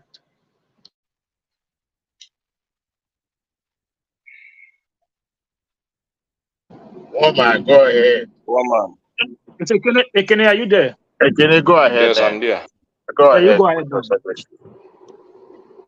Okay. Enigmatic. If Obi leaves Labour Party, we are going to live with him. So just bear that in mind. We are in Labour Party because of. So and in Labour Ekene, Party, wait nothing is till if he happening. comes to APC, would you go with him too? Anywhere he goes, we are following him. You follow him to APC. Anywhere he goes, we are following him. So Okay. if our Papa think he can come and reap where he did not sow, we are waiting for him. So and our Papa is not recognized anywhere in Labour Party. If he's recognized, the all this governorship election going on in 3 states, his name didn't appear anywhere. He's just playing a role of a spoiler in Labour Party, which every one of us understand there. And when Labour Party is moving forward, and I'm not seeing or believing Labour Party very soon. We are rebuilding Labour Party, and we are doing a lot of work on the ground to make sure that the party is stronger in the year 2027. So and we are doing that definitely. At least we have regained most of our mandates. Most of our mandates, we have regained them. But Ekene, Akim made some. Ekene, sorry, one Yeah. second. Don't you think APGA would have been the best option for him to No, go? Apoga will not be. The reason being that people will term it as an Igbo party, Southeast party. So Apoga is nowhere near I to mean, that position. he can form an alliance just like APC. I mean, AC did with AMPP and other parties. He can do that so that it would take Well, maybe alliance, but anybody forming alliance will be ready to come into Labour Party because Labour Party has at least we have majority now more than those parties. So we cannot just dismantle those things to start to build a new one. We are already building on that. We have our meetings at least once in a month, and we are rebuilding very much. So we cannot just destroy it to just form another party. It's not possible. Labour Party now, apart from PDP, I don't even know where PDP is, but we have most registered member now. So, but I want what Akim said concerning 2027. I quite agree with him a little bit, but I want to remind him that that it's not everybody in the Northwest voted Tinubu. At least many people voted for PDP. So what we are capitalizing is those followers that Tinubu didn't have in the North. That is what we will be capitalizing in the year 2027, if we can get that. So, but the only thing that will happen in 2027, which I still believe, is the performance of Bola Tinubu. Yeah, his performance will go a long way to show how Obi will perform in the next election, and that is the only conclusion of everything. The way Tinubu performs. So anybody that knows him and anybody that loves him, and any of his followers that loves him, the only message you'll be giving to him is, our president, make sure you perform. Make sure you perform. Because if he performs in most of his campaign promises, then definitely the people like me will not have anything to say or to campaign against him in 2027. But if he didn't perform, then I'll have a lot of things to campaign against him in 2027. It's all about campaign.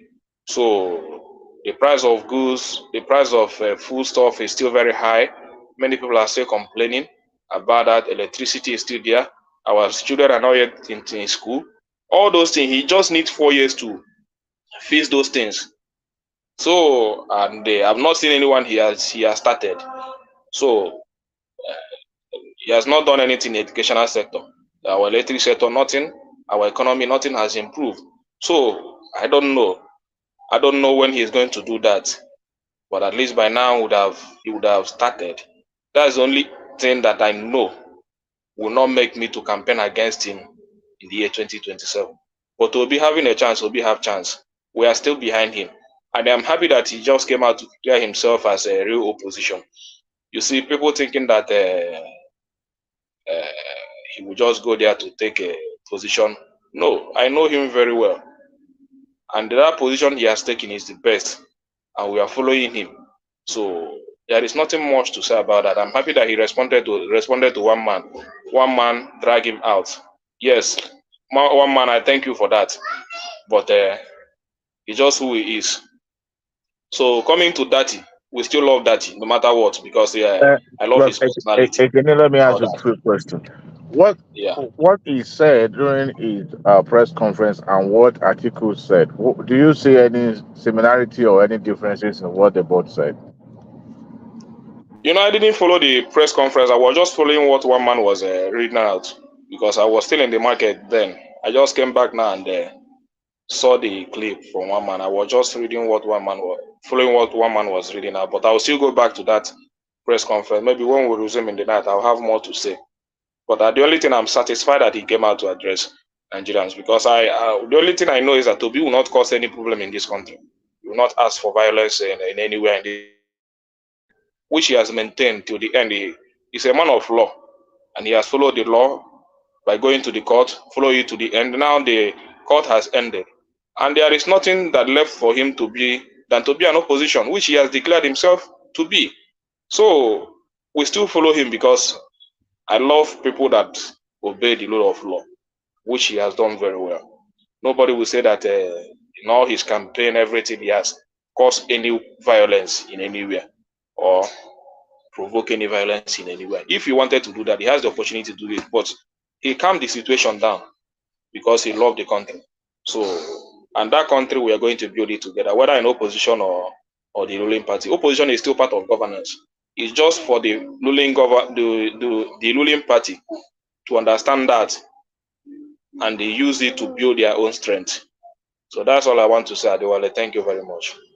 Before you leave, I don't know if you have one or two people still left in the studio to contribute, but let me ask you one more question, if you don't mind. So now that he has come out to say he's going to take up a position role, do you suggest that he should have come out by first of all, congratulating Tinubu and also step into that role by depends on the kind of word he used to say that. Do you think he should have done that instead of just taking an opposition position right from the onset, in the You spirit mean of uniting the country? Yeah. you said I just come again? No, what I'm saying is that in the spirit of uniting the country, that he should have first of all congratulated Tinubu for the victory and then decided to take that position as an opposition instead of just coming out swinging and saying that, coming at the government and taking a position with the against the Supreme Court judgment and all that. Do you think he should have done that first by congratulating Tinubu? He didn't necessarily need to do that. He didn't necessarily need to do that because he's so yeah. You just mentioned If now that we are in a nation Obi building. is following, I know he's following his followers, the voice of his followers very well. They have already given him that. He is not a man of his own. No matter what, people own him. So and they've given him that. They have already cautioned him not to do that. And he is abiding by it. So you still have to obey his followers because he wouldn't want to lose them. That's how the politics work.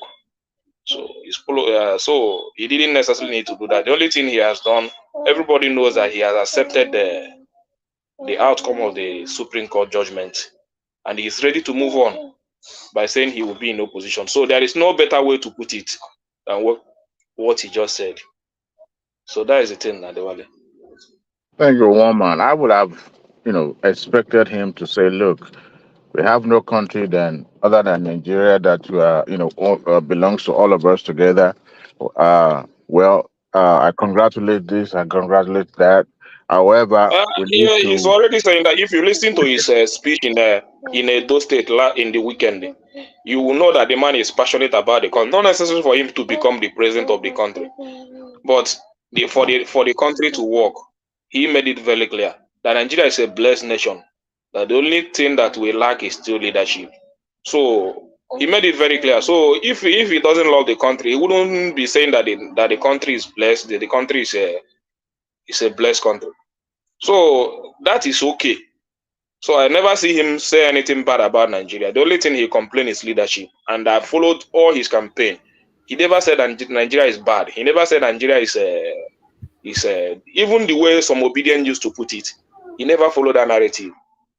Whenever they want to bring it to him that Nigeria is bad, Nigeria is no. He still maintained that Nigeria is a very blessed nation, which I also believe in. Nigeria is a blessed nation. We just need some leadership that will gather all our natural resources, both human capital and to put us together and build a nation. All right. Thank you, Kenneth. Thank you, Adewale, for stepping in. Let's see if Ajanle Koko is ready for us now. Ajanle Koko, are you ready? I'm ready, one man. So there it is. I think Peter Obi was afraid of the Koboko that we promised him yesterday. So very quickly, he's rushed to the podium to tell us blah, blah, blah, blah, blah, blah. I surrender. So surrender from Peter Obi. Ajanle Koko. Yeah. Greetings to our listeners around the world. Click on the like button. Share and subscribe if you haven't done so. What did they say in his speech? What did they congratulate the president?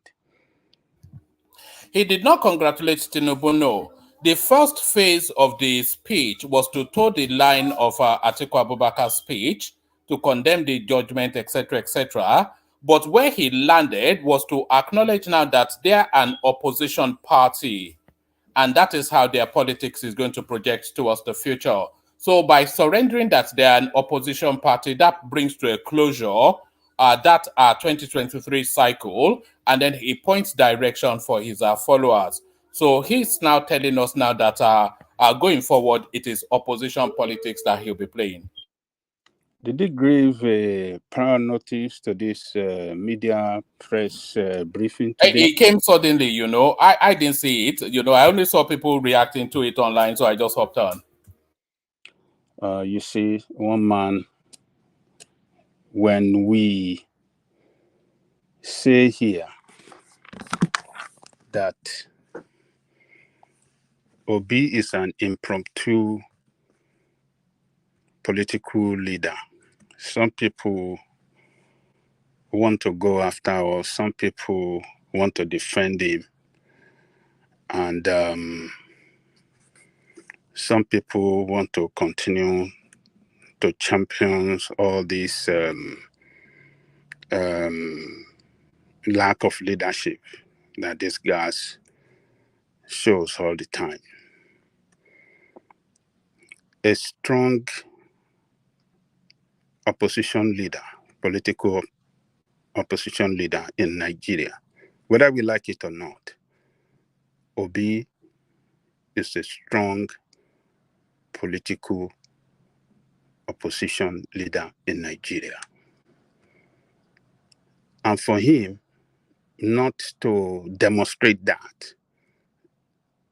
that yes, is having a strong mandate from the people to be in that position, for not acting right in that position, it does show it's not ready, it's not prepared to be in that position.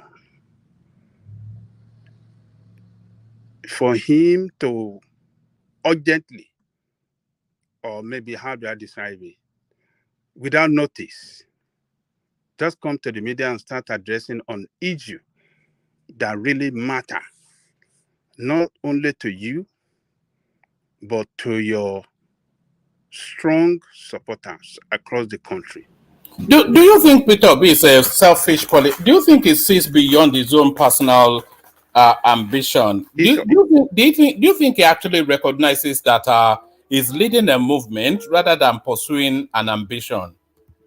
He doesn't see it that is leading a movement. He see it his own thing, and I'm going to do it my own way. This is what he demonstrated by not giving notice to his media briefing today. How long ago were we on this platform? Not up to 12 hours when we were here discussing about when will this guy speak? Only for us to wake up and he's talking to the press and this. it doesn't, it's not having the interest of others in, I mean, in the party, others that are aspiring for other political position, doesn't matter to him. Or what matters to him is only his own ambition. I expected him to have, came out early before now. I don't know those people that are there with him. Did any one of the senators and House of Rep member there with him in that media briefing? Obviously, maybe they were not there. So it's not showing that. Only Yusuf Dati Baba was there, Ali Baba. It's not showing that leadership role that you should be playing in that party. A position of leader, like I said, is not it's not a position that you can just assume by emergency. No, you can't just get yourself in the position of leadership and there's no way you will ever act right. And that is what is happening to Obi. It doesn't understand. It doesn't know that the position he occupied today in that Nigerian politics at the national level, it doesn't know the importance of that position. That is why it took him like almost 2 weeks to respond to the judgment. That is why he couldn't give a notice before addressing the press. This guy is just a disappointment, whether you like it or not. But his followers will not see it. They see us saying this about this guy as if maybe we hate him. We don't hate him. If opposition doesn't work, if opposition doesn't act right, we're not going to have a good governance. When opposition can stand against the shenanigans of the ruling party, then the ruling party, we have that sense of responsibility to govern well. But when you see people like this in opposition, that their members in the parliament are colluding, aligning with the ruling party in sharing money, you can't hear their voice. They don't say anything against the policy of the government, the position of the ruling party. It just tells you that we are in a very, very bad shape as far as politics and the governance of that country is concerned. So Obi is not, it's just unbelievable that he could act this way. I couldn't understand it, that he could not give notice and he just hurriedly, it doesn't matter to him. What is going on now doesn't matter to him. He wants to go and run his business, make his money, just like other politicians are making money. That is what matters to him. That is why he's acting this way. And I am, woman, we have to salute ourselves on this platform. Yesterday, we said we're gonna declare him wanted. Could it be that this guy was listening to us, and his people said, "Look, that one man." Aganda Koko, it's happening just far too many times now, isn't it? we said they needed a mining police, and then the next day they told us they are creating a mining police. Yeah. We said we are going to put out a warrant for the arrest of this guy, and he comes out to. And he comes out to say, how many times has it happened? Too many times. We have many cases that, that when we mention something here, when we suggest something here, you will see the government will respond quick and in line with what we are suggesting. So Obi is responding to, is afraid of us, putting it out there as a wanted Nigerian opposition leader. So, and we are glad at the same time that he hurriedly came out to talk to them, but he is not showing, whether you like it or not, he is not showing a good leadership.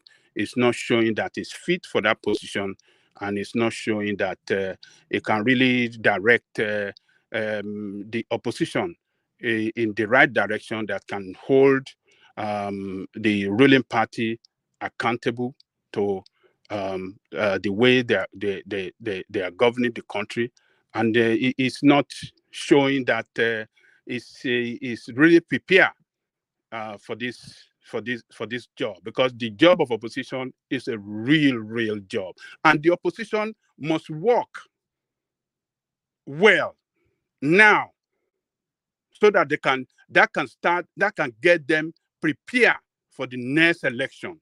But when you see opposition acting in this way, how can they win election the next time? They cannot win. It is not when the election is around the corner, you start gallivanting around and beating drum and talking that can give you that victory. You have to start from the moment. Yes. You know after the election, Obi came out and said, I won this election, I'm going to prove it. That was what he said, right? And it went all through the court processes. It did not provide proof that he won the election. And still came up today and said the decision of the Supreme Court was not intended with the Constitution. Well, where is your situation room? Where are the result sheet from your own polling unit agent? You guys told us you had about 300,000 or 400,000 polling unit agent. Where is your own war room? Why are you not giving Nigerians figures to say in that election, Labour Party scored S and S figure according to our situation room report, according to our own field polling unit agent? Not a single figure, and yet somehow it came out to say the ruling was not intended with the Constitution. Look, that guy needs to go on, wherever he crawled out from, he needs to crawl back under that place and just continue with his import and export businesses. You know, all right, back to Ajale Koko. Bring it to Ajale Koko, and then we hear from Bishop. Bishop waiting to speak. Yeah, he has put too much pressure on his supporter. I believe people like Kekene and others. And where do they go now, by the way, his supporters, especially the violently aggressive ones who Tinubu will never be my president, Aisha Yesufo wing of his, where do they go now? I know they are disappointed, but they won't mention it. They won't want to say that they are disappointed. They still want to pretend as if they are still on board with him, even though they are still on board. Yeah, but they are under pressure right now that defending him all the time. Ekene too cannot tell us in the heart of his heart that he's not disappointed that he didn't speak as quick as possible in response to that judgment.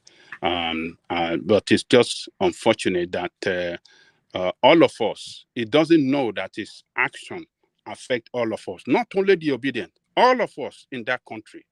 This is what he needs to know. The position of opposition is very, very crucial, very, very important.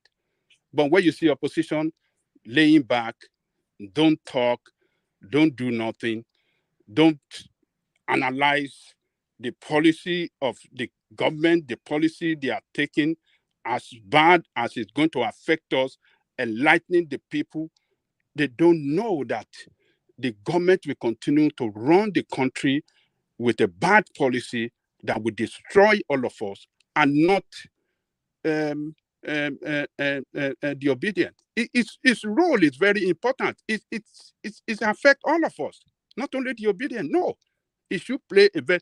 Atiku, people don't want to trust Atiku.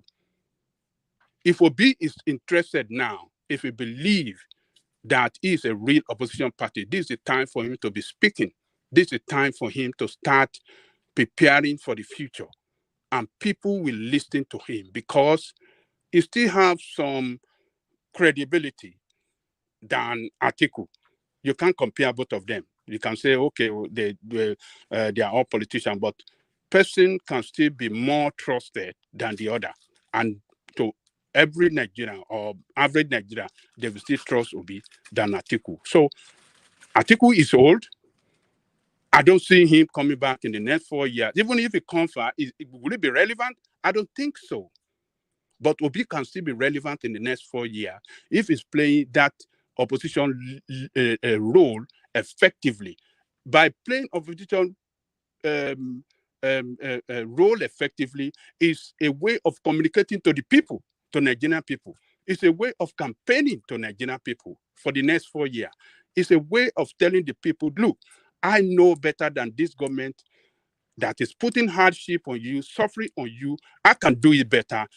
Give alternative as to how you want to run the country. You need to be doing that now in preparation for the next 4 years. So Obi should recognize that, look, the position of opposition is very, very important.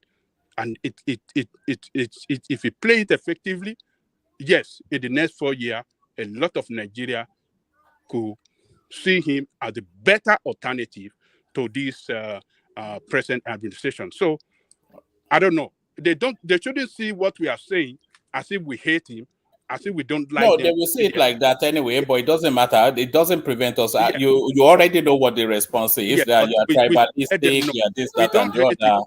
We don't hate you, Obedient, but we want him to play an effective role as opposition, because his role, if he play it good, it is good for us as people, and it's good for Nigeria. We can't allow. We don't want one party state. And these people, the APC, they have all the power, whether you like it or not. They have the governmental power. They have the power of the police. They have the INEC power. They have everything. But how do you want to stand up against them in checking them if you don't stand up right now? So Obi have a very important role to play in our life, and he should recognize that. I hope he's listening to us the way he listens. He's listening. We know he is, Yes. but at least his us, surrogates will be listening and feeding back to him in some form. I know you listen to us, Governor. Let's try and bring Bishop in at some point. Yes. Yeah. I hope he's listening. So act right. We want you to act right. It's good for us as people and as a country. So thank you. One man. You know, the previous 2 elections, after the elections, Shores and his party always come out and publish financial records and how they spend money and whatever they have left. Aisha Yusufu have said it on Twitter space, on X space, that the Obedient movement will publish financial record. We did not hear anything about how they spend money today. So we will still be waiting to see, because for me, a lot of those integrity that they were shoving through down my throat during the election, I've told them I'm not buying it, and I'm still going to wait and see whether they will declare their financial records. Labour Party that we know that Abure will go declare financial. We'll wait for them and see. All right, I think I'll probably add that to the headlines for tonight. But Bishop, so there it is right there. We were just about to hire agents to go and track down Peter Obi, as we agreed yesterday, but it looks as though we have flushed him out of hiding. Peter Obi now has his World Press Conference. So, Bishop, what's your take on it? Oh, all right. Good afternoon, gentlemen. Good morning, everybody. Like I said yesterday, I was not really looking up for anything. There's nothing fantastic that Peter Obi was going to say.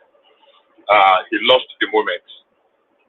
And the moment was immediately after the verdict, in the best interest of the nation, Nigeria, to come up and say, look, yeah, election is not won, election is over, let's governance, let's join our hands together, let's roll our sleeves. Nigeria is, needs everybody now more than ever. But he lost that moment, and as far as I'm concerned, but there's nothing that he say or he was going to say matters anymore. Well, as it were, he spoken. Unfortunately, I have not heard what he said from the little snippet from the little snippet I can hear from you guys, he did not say anything different from what we thought he was going to disappoint us and do, act like, even if it's a pretend, like he was a statesman. Obviously, he is not. It amazes me when I was listening to Ekene, and it's just a little bit, how do I put it now? It's a little bit intriguing that anything will be present. Obi can never go wrong because of his followers. He can never, ever do wrong. They can't even question him. And it gives me to wonder if he eventually becomes the president, is that the way they're going to turn into a thing god? Peter Obi is telling us about leadership is the problem of Nigeria. Peter Obi was president, was a governor in 2006. He contested election in 2003. That is 2003. And he took his mandate in 2006. He was a governor till 2014. He became an advisor to the president, joined the leading the ruling party, and he was very active in the ruling party in 2014. And he ran as the vice presidential candidate to the main leading opposition party in 2019. Even before he contested the election, he played a role with Abacha in the Abacha year, whether as chairman of Thinkan, whatever. If such a character keeps telling you that the leadership, the problem of Nigeria is leadership, let it show us his footprint in the opportunities he has had. I was still reading what Soludo said sometimes ago, that under Peter Obi in Anambra State, poverty doubled, and he showed figures to that effect. But some people will not want to hear of that. And it's the same man that will come and be telling people that want to believe it that, the problem of Nigeria is leadership, and he has all the magic wand to bring all of this to an end. Suddenly, he will just flick a finger. But running now for 20 years, he's been active in the political space. He's played his role. And the same person, people believe him that, he has all the solution. Anyhow, that's for that. I don't agree with, Adaleko confused me at some point. At some point, he said he's not a ready leader, that is an impromptu. Peter Obi was an impromptu leader.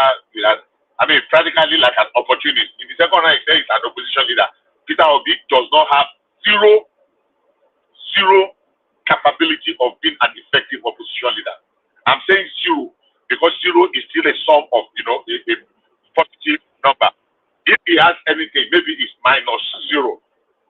Peter Obi cannot provide anything with a semblance of opposition. Nothing. We know, Adaleko was mentioning Awolowo back in the days. We know the kind of opposition Awolowo produced, was presenting then, when he will always come up with papers. Somebody was saying here, I read about 3 or 4 of Awolowo's books, the ones he wrote in those days. The majority of them were just his position on national issue. Just like an article. Anytime government takes a decision or does something, he will keep put his own position and he will document it. Excuse me, for posterity's sake. He will document it for posterity's sake that people can refer to. Even some people are still studying them as we speak today. Way back in parliamentary days, Awolowo has hundreds and hundreds. And sometimes you begin to wonder, does it mean he writes articles every day? And they are very on point. What's Peter Obi is far. So for me, and without apology, and irrespective of who source is God, Peter Obi is just an opportunist who, like a happenstance, finds himself and he took. Probably he had studied hard and not just talking about market to market. Since 2003, he could have added some leadership quality to himself that he can provide a voice. The kind of voice that Peter Obi provides now is, I don't know what they call it. It's the kind of voice also, but it's not the kind of voice we actually need in the space of leadership in Nigeria. Now, what he has done effectively, if I can, deduce 1 or 2 things from what you guys have said here, to cast aspersion on the justices of the Supreme Court. Peter Obi used to post that he was the beneficiary of the court system. First time, second time, and third time, you know, eventually that he altered some of what do I call it? A normal way of doing things. I mean, he got an extension post before anybody that look, his time is not expired. Judiciary was good then. But now that you failed woefully to prove on points of law that you actually won an election, because you did not prove in any way, all they were looking for is how to disqualify their opponent. You lost a match. You are now looking for whether the one of the footballers was committed rape 30 years ago. Oh, he did drunk driving 25 years ago. Oh, he jumped bail. He evaded service. Oh, he evaded. You are looking for everything, but not the real thing. The real thing is you said you won an election and you were going to prove to the world that you won an election. You did everything but that. You did everything, but you did not prove to anybody that you actually won an election. To me, I think that is painful. And now when an opportunity presents itself, instead of you to seize the moment, you wait for 10 days or 12 days or as the case may be. Any serious politician would have his two speeches on that day of the verdict. Number one, an acceptance speech that, oh, we have won. Number two, okay, we have given the best that we can, but now the election or the electioneering process is finally over based on the pronouncements on the Supreme Court. But no, he did not do that like his elder sharing partner. Rather than just to come and cast aspersion and disparage now the judiciary and even the institution that conducted the election. Somebody was saying yesterday, they want something, they were saying, oh, the election is the worst in Africa, the worst in substance. In fact, the worst election anywhere in the world. I was just grinning here to there in one program that you hosted yesterday Sunday. I was just laughing that look, how are we like this? How are we so bad losers? How are we so sore losers? I know people opinions will still pick on what's his name, Soludo, based on that what he said, and they would tear him apart. It's immaterial because even the man himself has taken a position that look, well, it doesn't matter. He's trying to put his best. If Peter Obi did as half, as much as 10% of what they were claiming he did in Anambra State will not be what it is. But there are hallelujah boys that will always sing hallelujah. One thing I just want to take away from it is no matter how good your political benefactor is, at least I used to criticize my dad. We used to discuss, and I tell him several times I disagree with him. I have done that, and God bless his soul, before he passed almost how many years ago now? Almost 12, 13 years ago. But I used to disagree with him sharply on several issues. Amazing. Some people that Peter Obi that have not even benefited, Peter Obi have not even paid their meal for one day. Find it very difficult. If he says it's raining, even though they can see that whether it has dried at anything, they will echo it, it's raining. So for me, it's unfortunate. I hope that we can get true opposition. Peter Obi is not. And one more thing, please. Peter Obi is not the one that will provide that opposition. One more thing, please. Just one more thing. Last thing. And Ajale Kuko did also say that Peter Obi will give Atiku a run for his money in 4 years' time. That's a lie. That's not going to happen. That is a lie. So let me just rest it there. Thank you. All right, brilliant. Thank you, Bishop. We'll be, of course, discussing this at greater length later on tonight. But the CEO of the platform, of course, Alexander Gomez. So, Alexander, and that is the end of Solomon Grundy, born on Monday, christened on Tuesday, and all that. Died on Saturday, buried on Sunday. So, Solomon Grundy comes to an end with Peter Obi's, according to him, World Press Conference. So that's Peter Obi with the white flag of surrender, speaking to his space now that they're effectively opposition party now. So he's now adopting the opposition stance. Alexander, what says you? Yeah, greetings everyone on the platform. And how are you, Junior? You okay? I'm good. I'm good. I'm just glad to see the end of this. And then so now we can just focus all our bazookas on Tinubu. Peter Obi has been the breakout star of the 2023 election cycle. He's taken a party that had, during the 2017 electoral process, 5,000 votes maximum to the 2023 election cycle, 26 million folks and more. He's done an amazingly good job in 6 to 7 months. But I must say, he did not win the elections. He did not win that election. Whoever INEC declared the winner was the person that won the elections. There might have been some mago here and there, but President Bola Tinubu legitimately won that election, in my opinion. We need to acknowledge what he's done. We need to give him his due respect. We shouldn't disparage this man. For me, I think he's done a fascinating job. And I think if most of us can have his simplicity and his disposition, our country would be much better than where we are today, actually. We're just a bunch of very cocky, conceited, materialistic bunch. And that's why we are where we are today. My people are starving, and the government decides to seek for a $5 billion allocation to pay for a yacht. It doesn't make any sense. We need to look inside of ourselves and know that we as a people have a problem. We need to adopt the Aja Lekoko principle, where you look out for your brother who is in a less privileged position than you are. He's always talking about the less privileged. He's always talking about how to take the country to a better place. And I actually subscribe to his doctrine. But it's over. We need to pray for the people in government, from Tinubu all the way to whoever is manning the parastatals in Nigeria.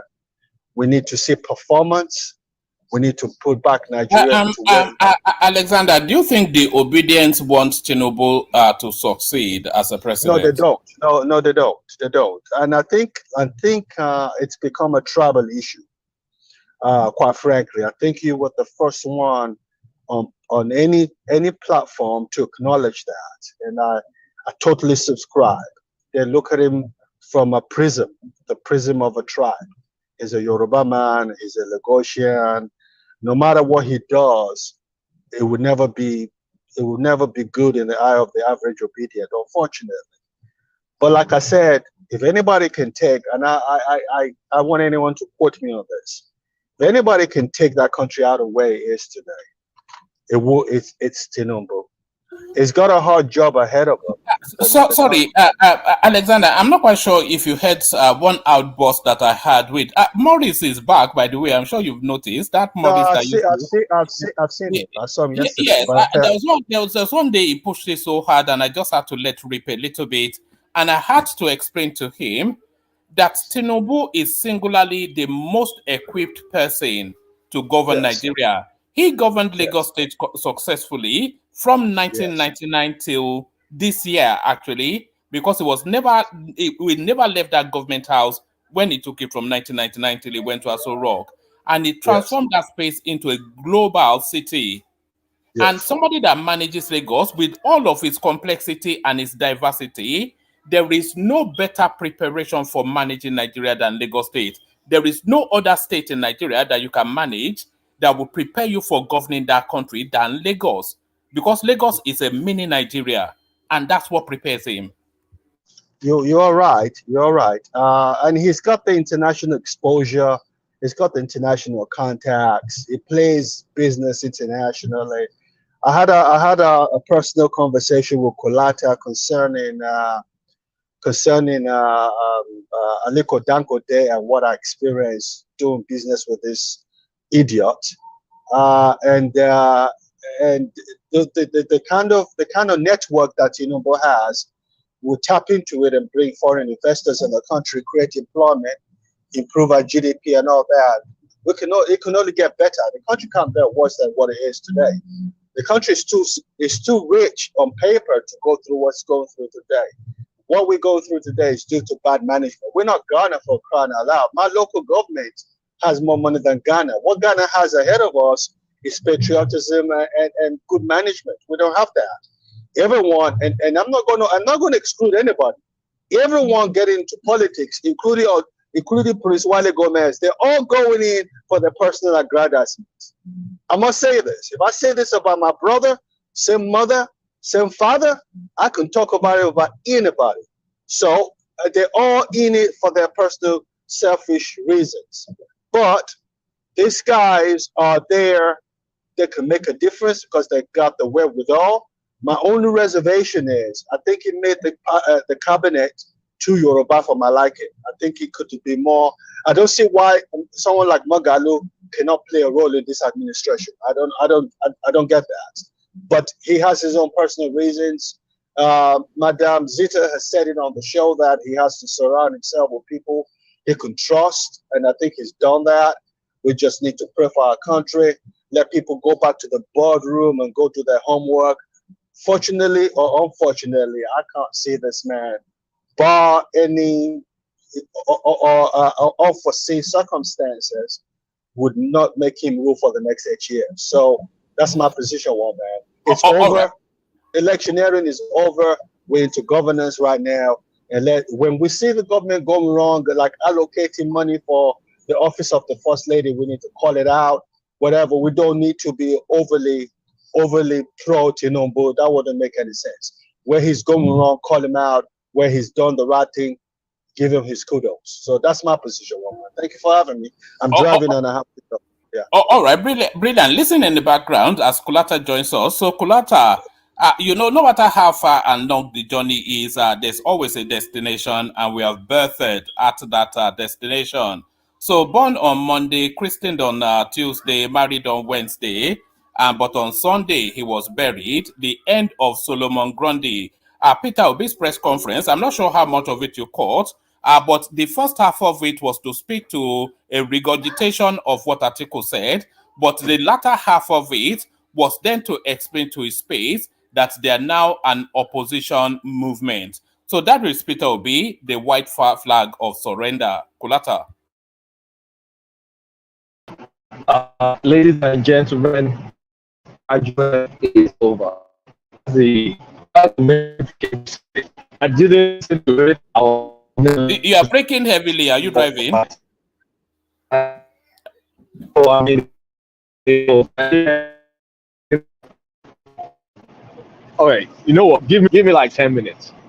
Let me get out of here. We have you now. That spot you are in now is a good spot.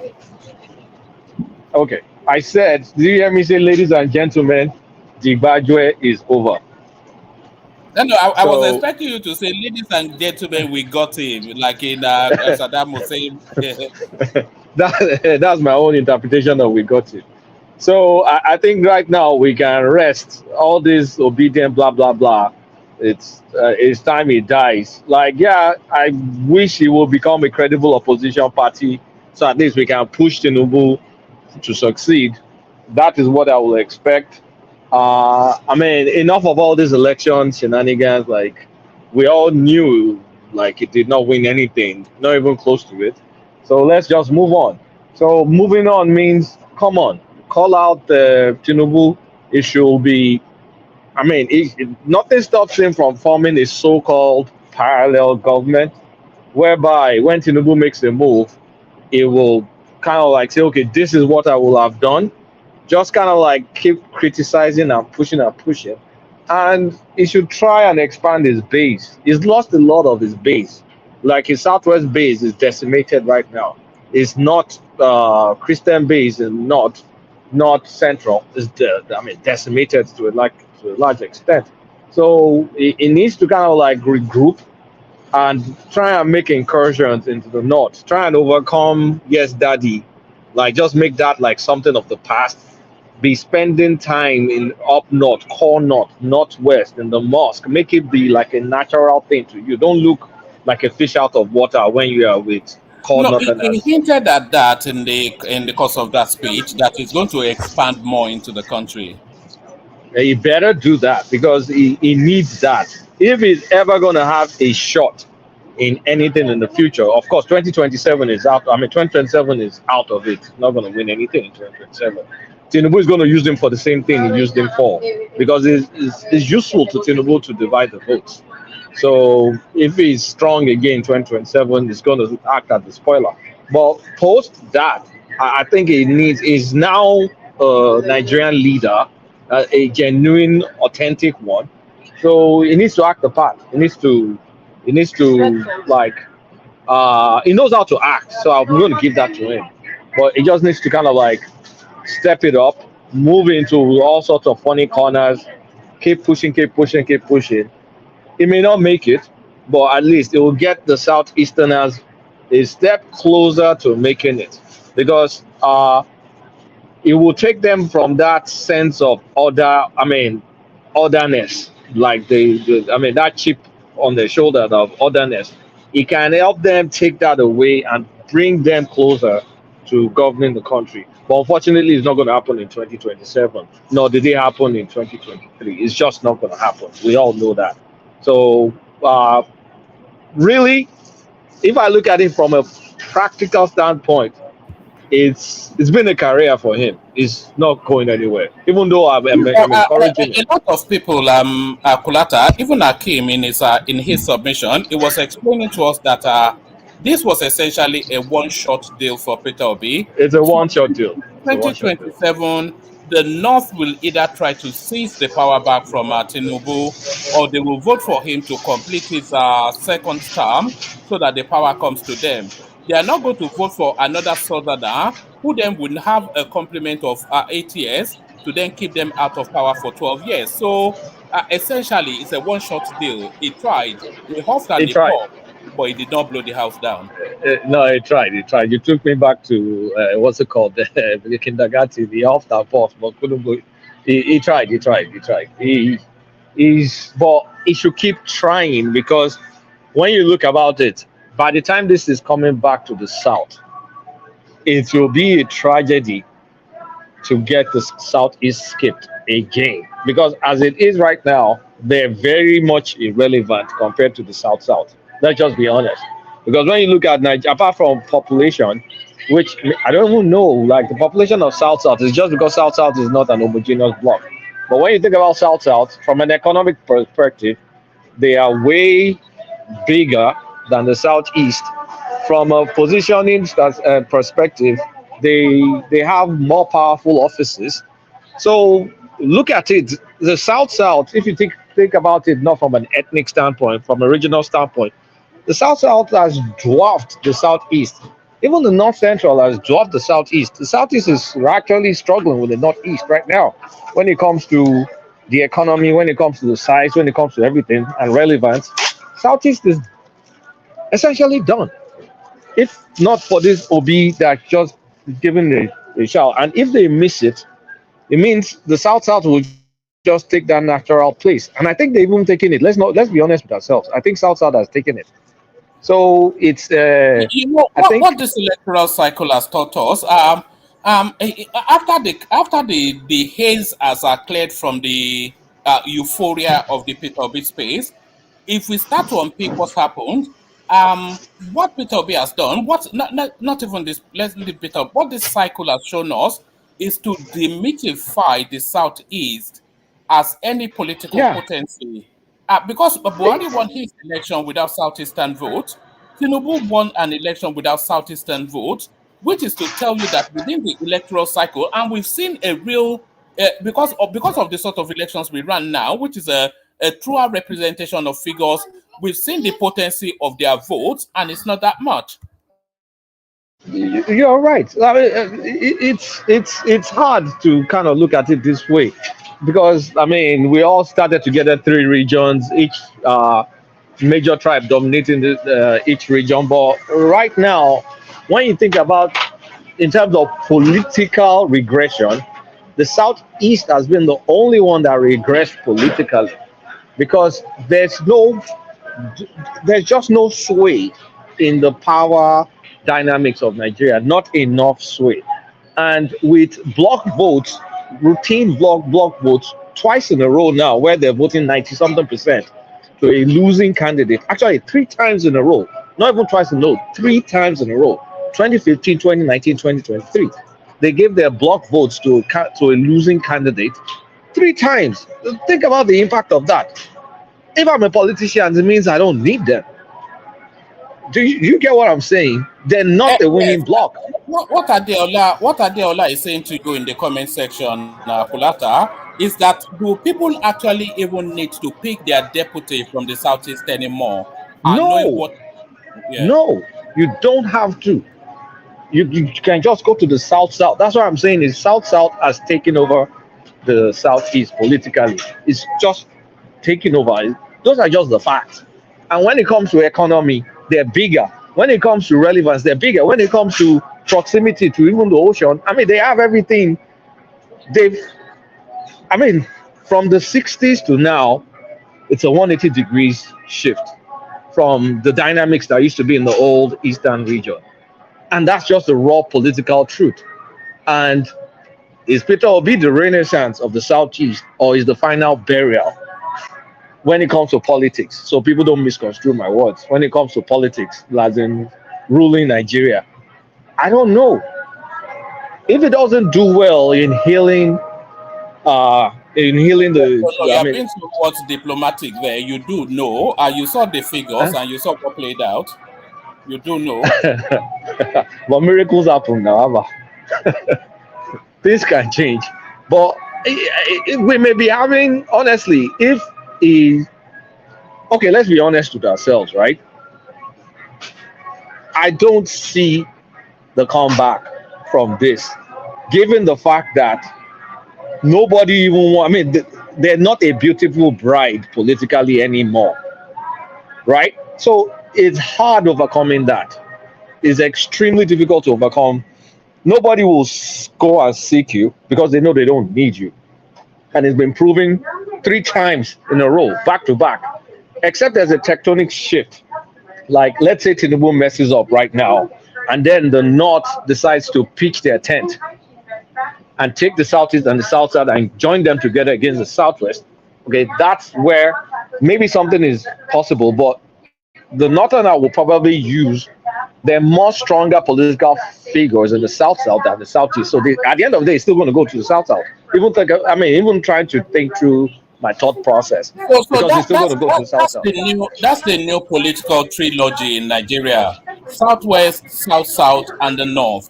So that's the new political trilogy. The Southeast is done. I think it was a valiant effort by Obi, but I think that's it.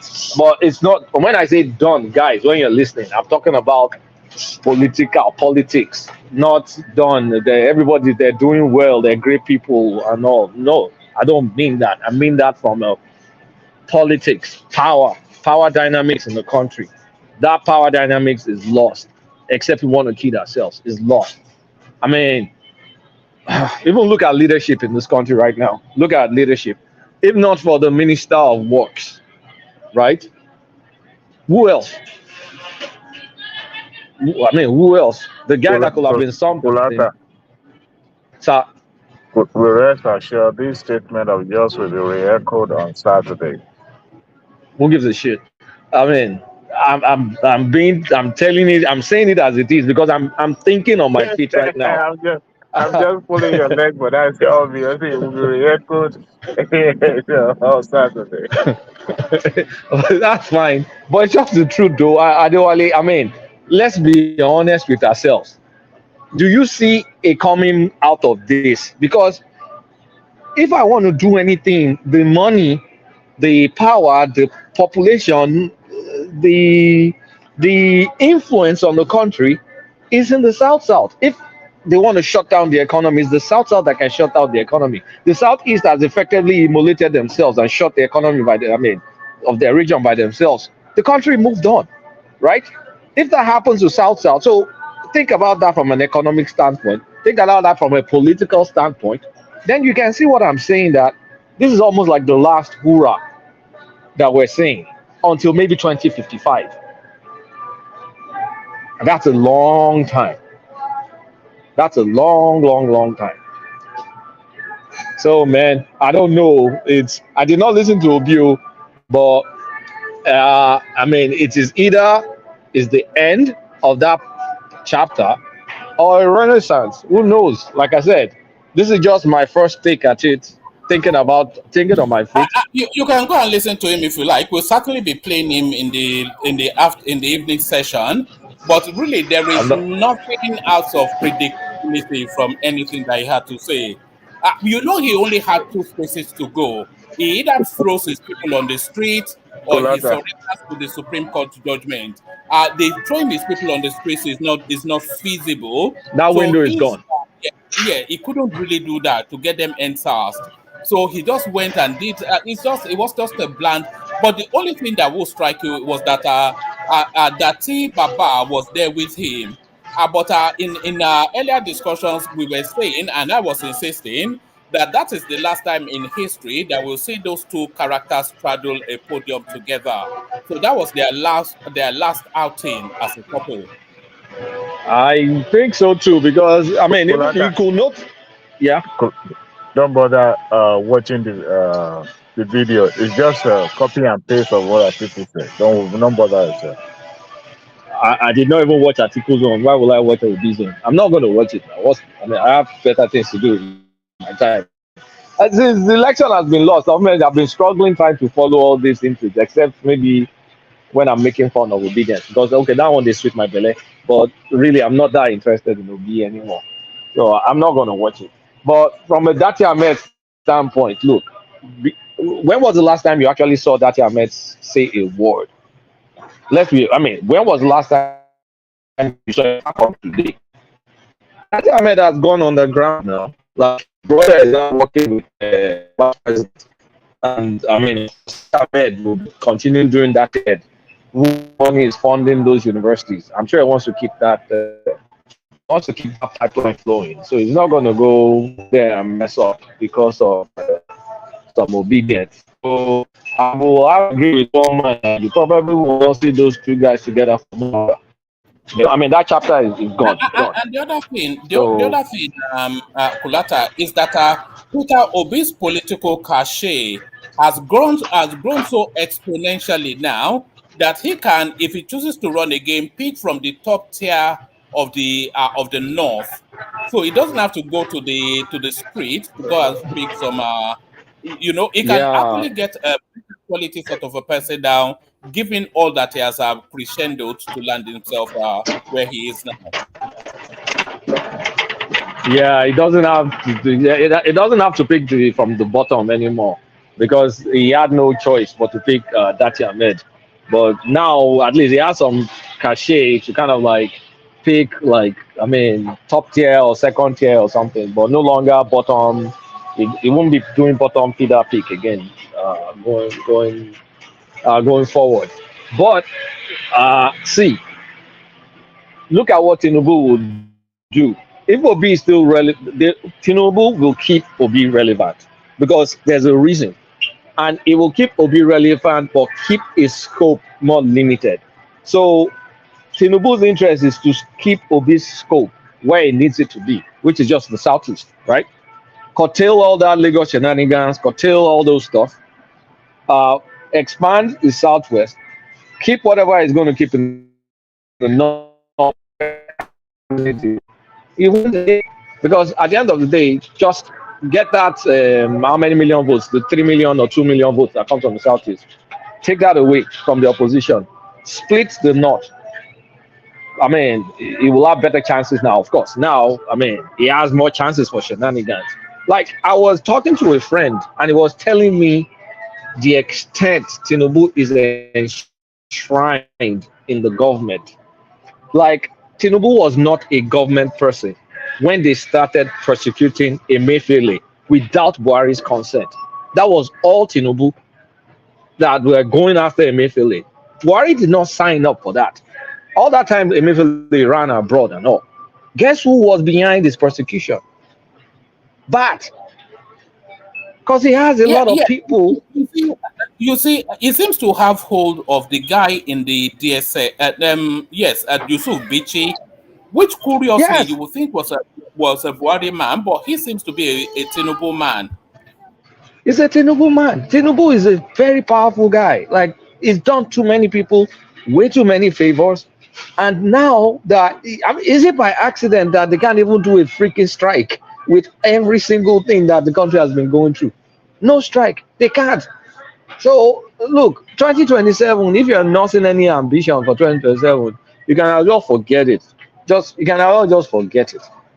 Except they vote for some law that makes everything so transparent that, I mean, but even with that, I'm sure you can veto the law. So it's not 2027 is gone. That's why I'm saying Obi is wasting his time. But they will have to keep Obi useful. Sorry, Kurata, remind me who is going to pick the next INEC chairman. Of course not. Tinubu is going to pick the INEC chairman. He's going to pick all the officers. He's going to pick every single thing. The INEC chairman that will declare him out of office, Abi? Of course not. They started from Akwa Ibom. Remember the Kulata, the person that was appointed as the rec in Akwa Ibom. Yeah. So, I mean, unless this man dies, unless he dies, and I don't know, I mean, that's up to God. But it's 2027 is lost. So that's why I'm saying the period that the Southeast will have done something. I don't know why my mind went to the Southeast, because I normally don't talk this way. But I just looked at all this Obi thing today. I'm like, this looks more like a post-mortem. This is like, it kind of has that, when you watch a sad movie and it gets to the end and you're reading the final credits, that is what it feels like to me. watching a car crash in slow motion, isn't it? Disobedient. We slowly watch them headed towards that whatever it is, and we say they are crashing this car now, and they kept on going. It's like a train wreck. Like you're looking like a train wreck, and that's exactly what it is. And it's unfortunate. It's just unfortunate. I mean, it's the way the country is. It's probably not going to happen in our lifetime. That's just the truth. And this guy he bungled it. He really did it. He really bungled it. There's an argument that it's a 32-year cycle for any possibility of a southeastern president again. 16 years goes to the south. The north takes it after that, and then it starts 32 years. Yeah. It is 32 years now. I think I talked about it on one day. Yeah, that's why I'm saying 2050. I think 2055. It's 2055. That's the realistic next timeline. And 2055 is so far off that even at that point in time, the Southwest may say they are ready for another run.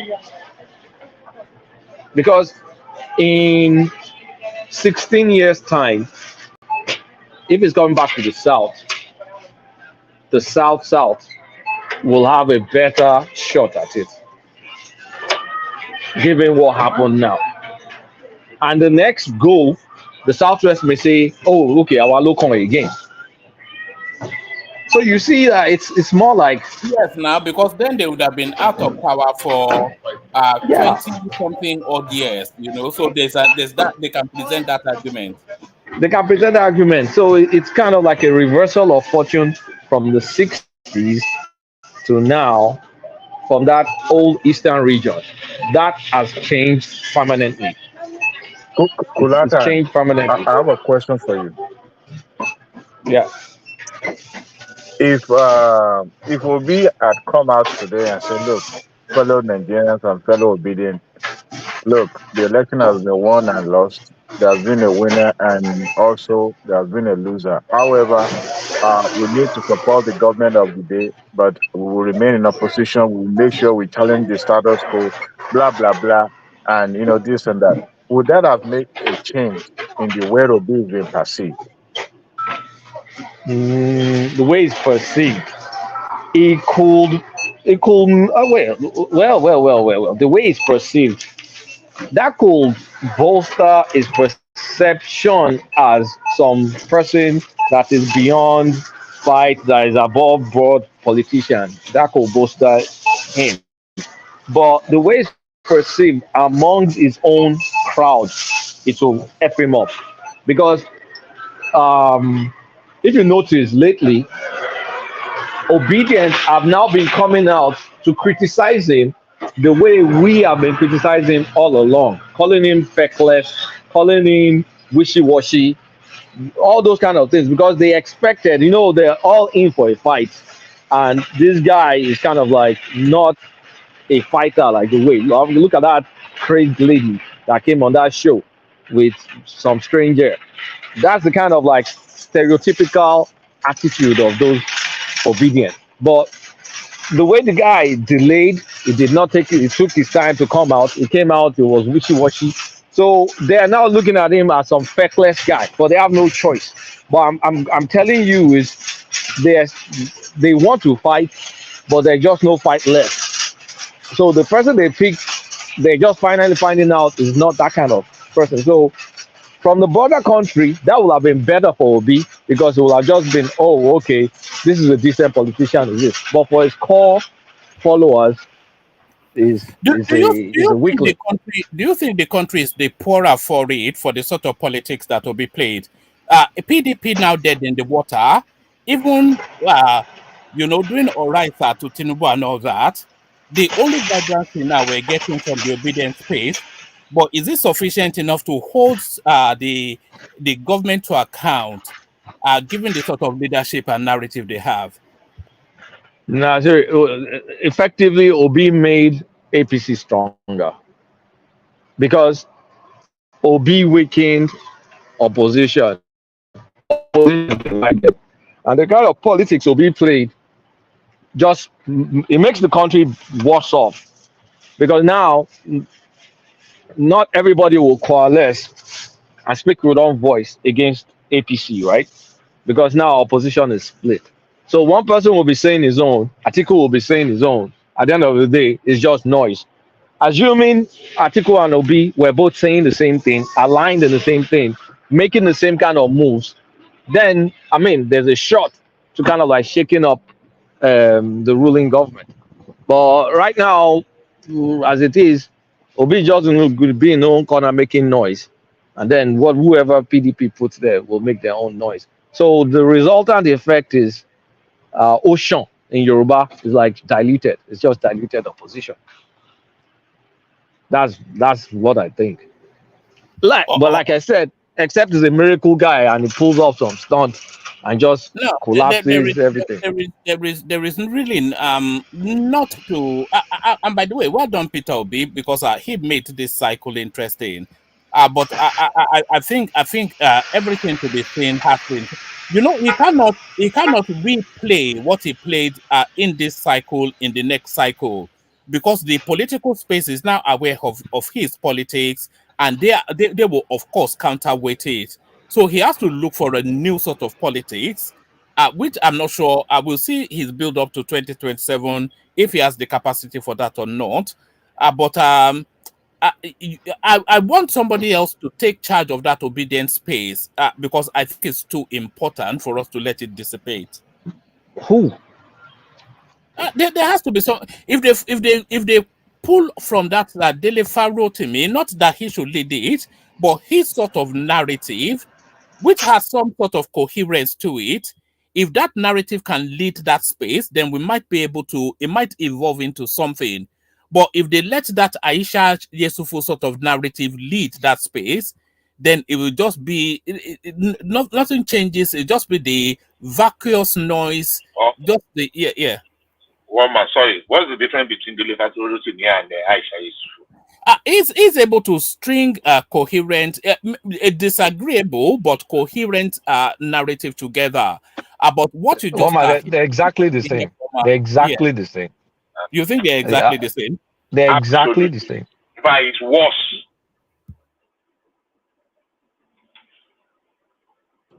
When they say the delivery to me is, it's more intelligent than, and I said I beg to differ on that one because I haven't seen that man as coordinating and savvy, politically savvy. So you can just oppose both of them. They're almost the same pedestal, both him and Aisha Yusuf. His message is too caustic. Is not, nobody will take him seriously because he's too disrespectful and is too rude. He talks carelessly. Is nah. It's not something. I mean, besides his echo chamber, his message cannot go anywhere. Like maybe one person that could be, oh well, he doesn't have a following. I don't even one man. I don't think there's anybody that exists because initially I was going to say, assuming Dati Ahmed took charge of this, but I'm like, well, who's going to follow Dati Ahmed in the north? It's like an Niger butter guy now. What about Okonkwo? Who's Kenneth Okonkwo? Okonkwo. Come on, man. That's just not comedy, one man. I mean, No, what's the difference you get between what I Kenneth mean? Okonkwo and Dino Melaye? That movement is too big and too it's too contemporaneous. It's the zeitgeist. The zeitgeist is too needed for us to just let it disappear. So who's going to lead that space then? Who's going to lead it? Maybe they need a real youth that comes out of that movement, not this current crop of politicians. Maybe one of these Somebody kids, like an maybe one of uptown, these. like uptown sort of a person. Exactly. Maybe FS Yusuf is my friend on Facebook. I don't know where we met, but someone like Uptown, that kind of FS Yusuf, that they're more polished, they're more, I mean, they're not extreme. Maybe we need a 20-something-year-old or early 30-something-year-old that comes out. One of these young folks that comes out of that group. But all these, that guy with his uncomb there, what's his name? Dele Farutim, and all that Aisha with that Aisha, that her husband chopped money in government. Is that, I mean, no, let's not even, those are clowns. They're not to be taken seriously. I think it's that uptown generation that can actually take advantage of this movement to a good extent. Generation takes it over, then it's a 20-year project. Yeah, but what were you expecting? One man, we talked about a 32-year cycle. Yes. It's a 32-year cycle now. I mean, you have the likes of the Wikis that are still in their 50s. Shatimas is still in his 50s. Those have to play their own and go. So that means my own generation will miss all this. Anyway, you have those guys in their 50s, and then then the next generation is them uptown. So I mean, those are the guys that are their 20s, 30s. They will be in their 50s, 60s by then. They should be able to now take over, because that's it. I don't see anybody in the daily value. I mean, nobody. Dr. Arun, all that setup is comical. Those ones are just clout chasers now and super task chasers like the rest of us. But man, did you just admit you are one of them? No, I'm not a cloud chaser. I just said like the rest of us. I was like, we're just empty noisemakers online, isn't it? Empty noisemaker, but you're able. No. I disagree. Empty noisemaker, but you're able to fish out Obi. So that's not emptiness. I'm claiming it because I declared him wanted yesterday and they came out today. So I'm claiming it, whether they like it or not. This is it. No. So the end of Peter will be essentially what we're seeing. So Dati Baba, what direction does Dati follow now? Is not popular enough to ever be the governor of Kaduna State. That's never going to happen. So the plateau of his own political career will be another attempt at the Senate, and that's the most he can get. And he didn't even win his polling unit, by the way. So is he just came and he went and he never did anything? Dati Ahmed, he has his own hustle now. One man, he has his hustle. He's just going to go back to his hustle. Think about it. Where did that guy get money for all these universities? Someone is giving him. Is someone's investor. Bagman. Someone's bagman. Yeah, bagman is what I was looking for. Someone. dirty, who was dirty before. Alojo kò síbi kan. That Tibaba Obi Ahmed is can nurse the it's next generation. an SPV. That Tibaba Ahmed is an SPV. X rating. SPV, X special purpose prison. vehicle. No, SPV. Oh yeah. That's what we're saying. SPV. Yeah. Special for exactly. That's what he is. So he will be comfortable going back to being that. I mean, if Obi did not disturb him, the guy was okay doing what he was doing. But I just don't think. I think the leadership has to come from them uptown people because that generation is detribalized. That generation can speak across regions. Well, they still have a lot of work to do talking to the North, though. But I think if there is hope, is in that generation. It skipped you and I. The next one will be them Shetima and what's it called, Wiki. Those are the next ones. Then the ones after them is them uptown. So those are the ones that really have something to do. Obi has done his own, he's lost it. The Southeast regionally have lost it. So that's just what it is. The next phase will be the implosion of the Labour Party, isn't it? And we're expecting that by next week, certainly within the next 2 weeks. So Julius Abure, he is only there for the obey something and the dollar that brings. So that's now come to its natural end. And by the way, some of the topics we'll be tackling is for Obi to come and account for the 40 billion. So that's how I've got to title it 40 billion that donations. So yes, as Showore used to give accounts, Peter Obi has to come and give accounts. But Julio Asabure, I cannot see him long-term Labour Party. Papa takes hold of Labour Party as soon as that is formally documented. Peter Obi is out already, but where does he go? As soon as Apapa takes over, Peter Obi is out. And Peter Obi already has a group that they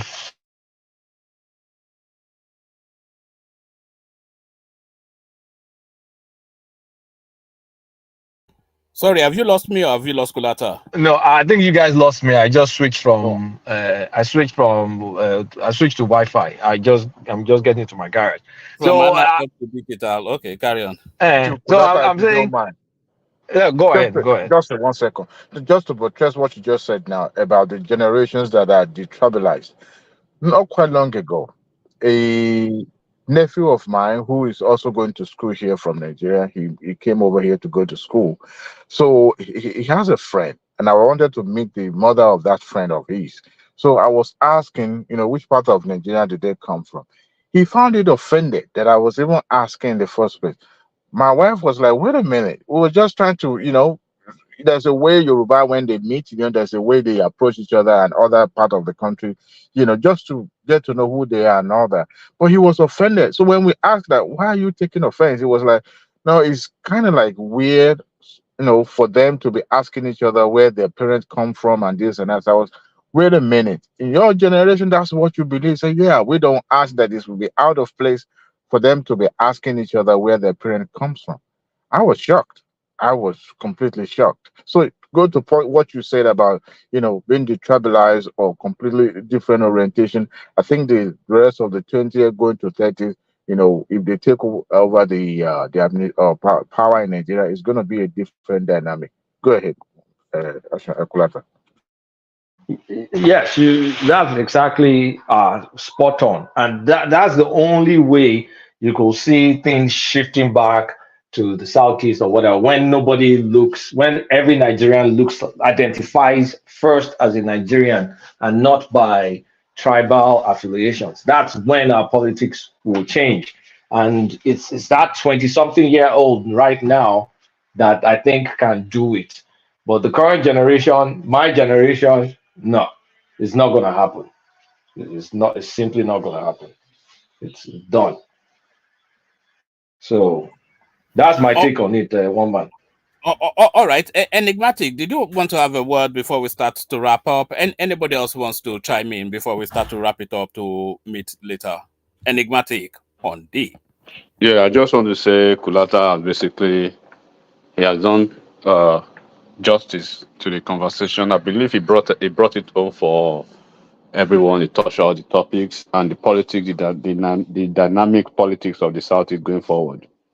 Sometimes ago I tried to bring it on But of course, usually, typically of them, they were not happy about that. They went, ballistic. But there's no way we wouldn't talk about that. And I say that with the politics that the South has played they played in the last election, they basically, surreptitiously, if I have to say politically, positioned themselves ahead of the Southeast. You should see the game they played. And I said it here that even when you look at the Senate presidency, calculation that eventually the South claimed, and there's some other prominent seats that they claimed, right? You understand that these people are not they are not playing going forward. They are positioning themselves for anything that comes from the national cake, quote and unquote. Now politically, they are positioning themselves to continue to take it and dominate it between the Southeast and the South, and they are trying to make themselves the third force, the third political force within the trilogy of who to choose between the South and Southeast. Like Kulata actually intelligently highlighted it, right? In 3 electoral cycles now, you've shown that you are basically irrelevant to national, political calculation. So I wouldn't see any government, any president going forward, having to sweat about Southeast, because it's shown that if this last one actually capital, even the few political figures that within the APC apparatchik in the Southeast that they really even relied on failed them. And I said it here, one man, all political appointees under Buhari, either at the cabinet level or at the subnational level, they all work against APC. And those are supposed to be the guys that were supposed to even be the torchbearers for APC. And the figures did not lie. You can see the figures. Over 90% of the votes in one basket for a losing political candidate in an election, in a presidential election. So definitely you have Akpabio in the South. Look at the election between Akpabio and Ojizo Kalu. Ojizo Kalu, before the guy actually lifted the veil of his Senate presidential campaign, his people already ganged up against him. And look at Akpabio, and I said, who is a better thief between Akpabio and Ojizo Kalu? But when it was time for that national political discourse, the whole of South queued behind Akpabio, and they delivered. And that's why you see they have the Niger Delta, they have the oil wealth, they have Wike now being the face of that South in the government, who is rallying the South governors and who is rallying the South political apparatus going forward. While on the other side, you are still seeing the Southeast queuing behind Peter Obi going forward to 2027, which seems and which is likely and the possibility of continue to be, trying to fetch water in an empty basket, as Soludo called it. And then they basically expunged and then excoriated all their prominent figures by virtue of their dissenting opinions towards Peter Obi, like Soludo now. Soludo, who should be a guy that they should cover, and some other folks, and they don't man all of them. So let's see how it goes. Just to cap it all, I think maybe we'll have time to say it over the weekend. Obi, we already know what is going to happen going forward. 2027 electioneering process is already underway. It's on course. And if you are not seeing that already, then it means you are not a political animal, quote unquote. You should see the handwriting on the wall. You should see what is going on presently. If you don't want to believe it, what happened last week in Rivers State is a testament to that. And it will go on like that. So we hope probably they will retrace their steps and see that national politics and becoming president in Nigeria is not about hatred. It's not about sentiment. It's not about emotion. It's not about who is good or who is bad. It's not about how insulting or how insultive you can be or how hateful you can be towards a region. It is called politics for a reason. It means you have to find, a way to see that you are accepted, across the nectar of Nigeria's political firmament. That north right there, like a Kulata actually say. Of course, we know 4 years is not going to happen, but that north right there, even the North Central that they actually voted, right, with Obi, what is their body language? What is their countenance? How are they doing with Obi now? Are they still with Obi or not? How is Obi going to keep the North Central, the Christians in the North Central? Are the obedience not chasing or pushing people away from Peter Obi by their fascist, tendencies and the way they believe it is either their way or the highway? You can't do politics like that. If they really want to keep Obi in the national prominence, they need to tone down their rhetorics and understand that it's not our way or the highway, and they should listen to dissenting opinions. And I wish them the best of luck. And I'll leave it at that. Thank you, one man. All right, brilliant, excellent, always brilliant and excellent by the majestic, enigmatic Hondi. So brilliant, excellent by majestic, enigmatic Hondi, and of course, equal excellence from everybody that stand up. So thank you, gentlemen. I'm going to wrap it up here, only really to reconvene for a more expansive conversations around these and other matters later on in the evening. You all know the schedule by now, around about 10 o'clock UK time. And keep your eyes peeled on this week. I might have a surprise for you. I'm not going to say more than that because often instances I trail it and then it doesn't pan out. But I might have a surprise for you sometime this week. But the surprise tonight is going to be presented in this session that I'm posting in the comment section now. So to the people listening, click on the link that has been sent into the comment section. Bookmark it with your notification on for this evening session. It's going to be an epic section, as it always is. We're going to unbutton our top shirt so that we can, in the fullness of our expansiveness, digest and unpick Peter Obi's broadcast and other matters. So we're not going to be essentially Peter Obi solely, but of course we're going to touch on it as well. So all matters Nigeria, come join later in the evening. We leave it here only to reconvene with you in the evening. Super chatters, Adeola and Team Ajek. So thank you to the two. The rest of you can do that in the later session. So we leave it here. Join you in the evening and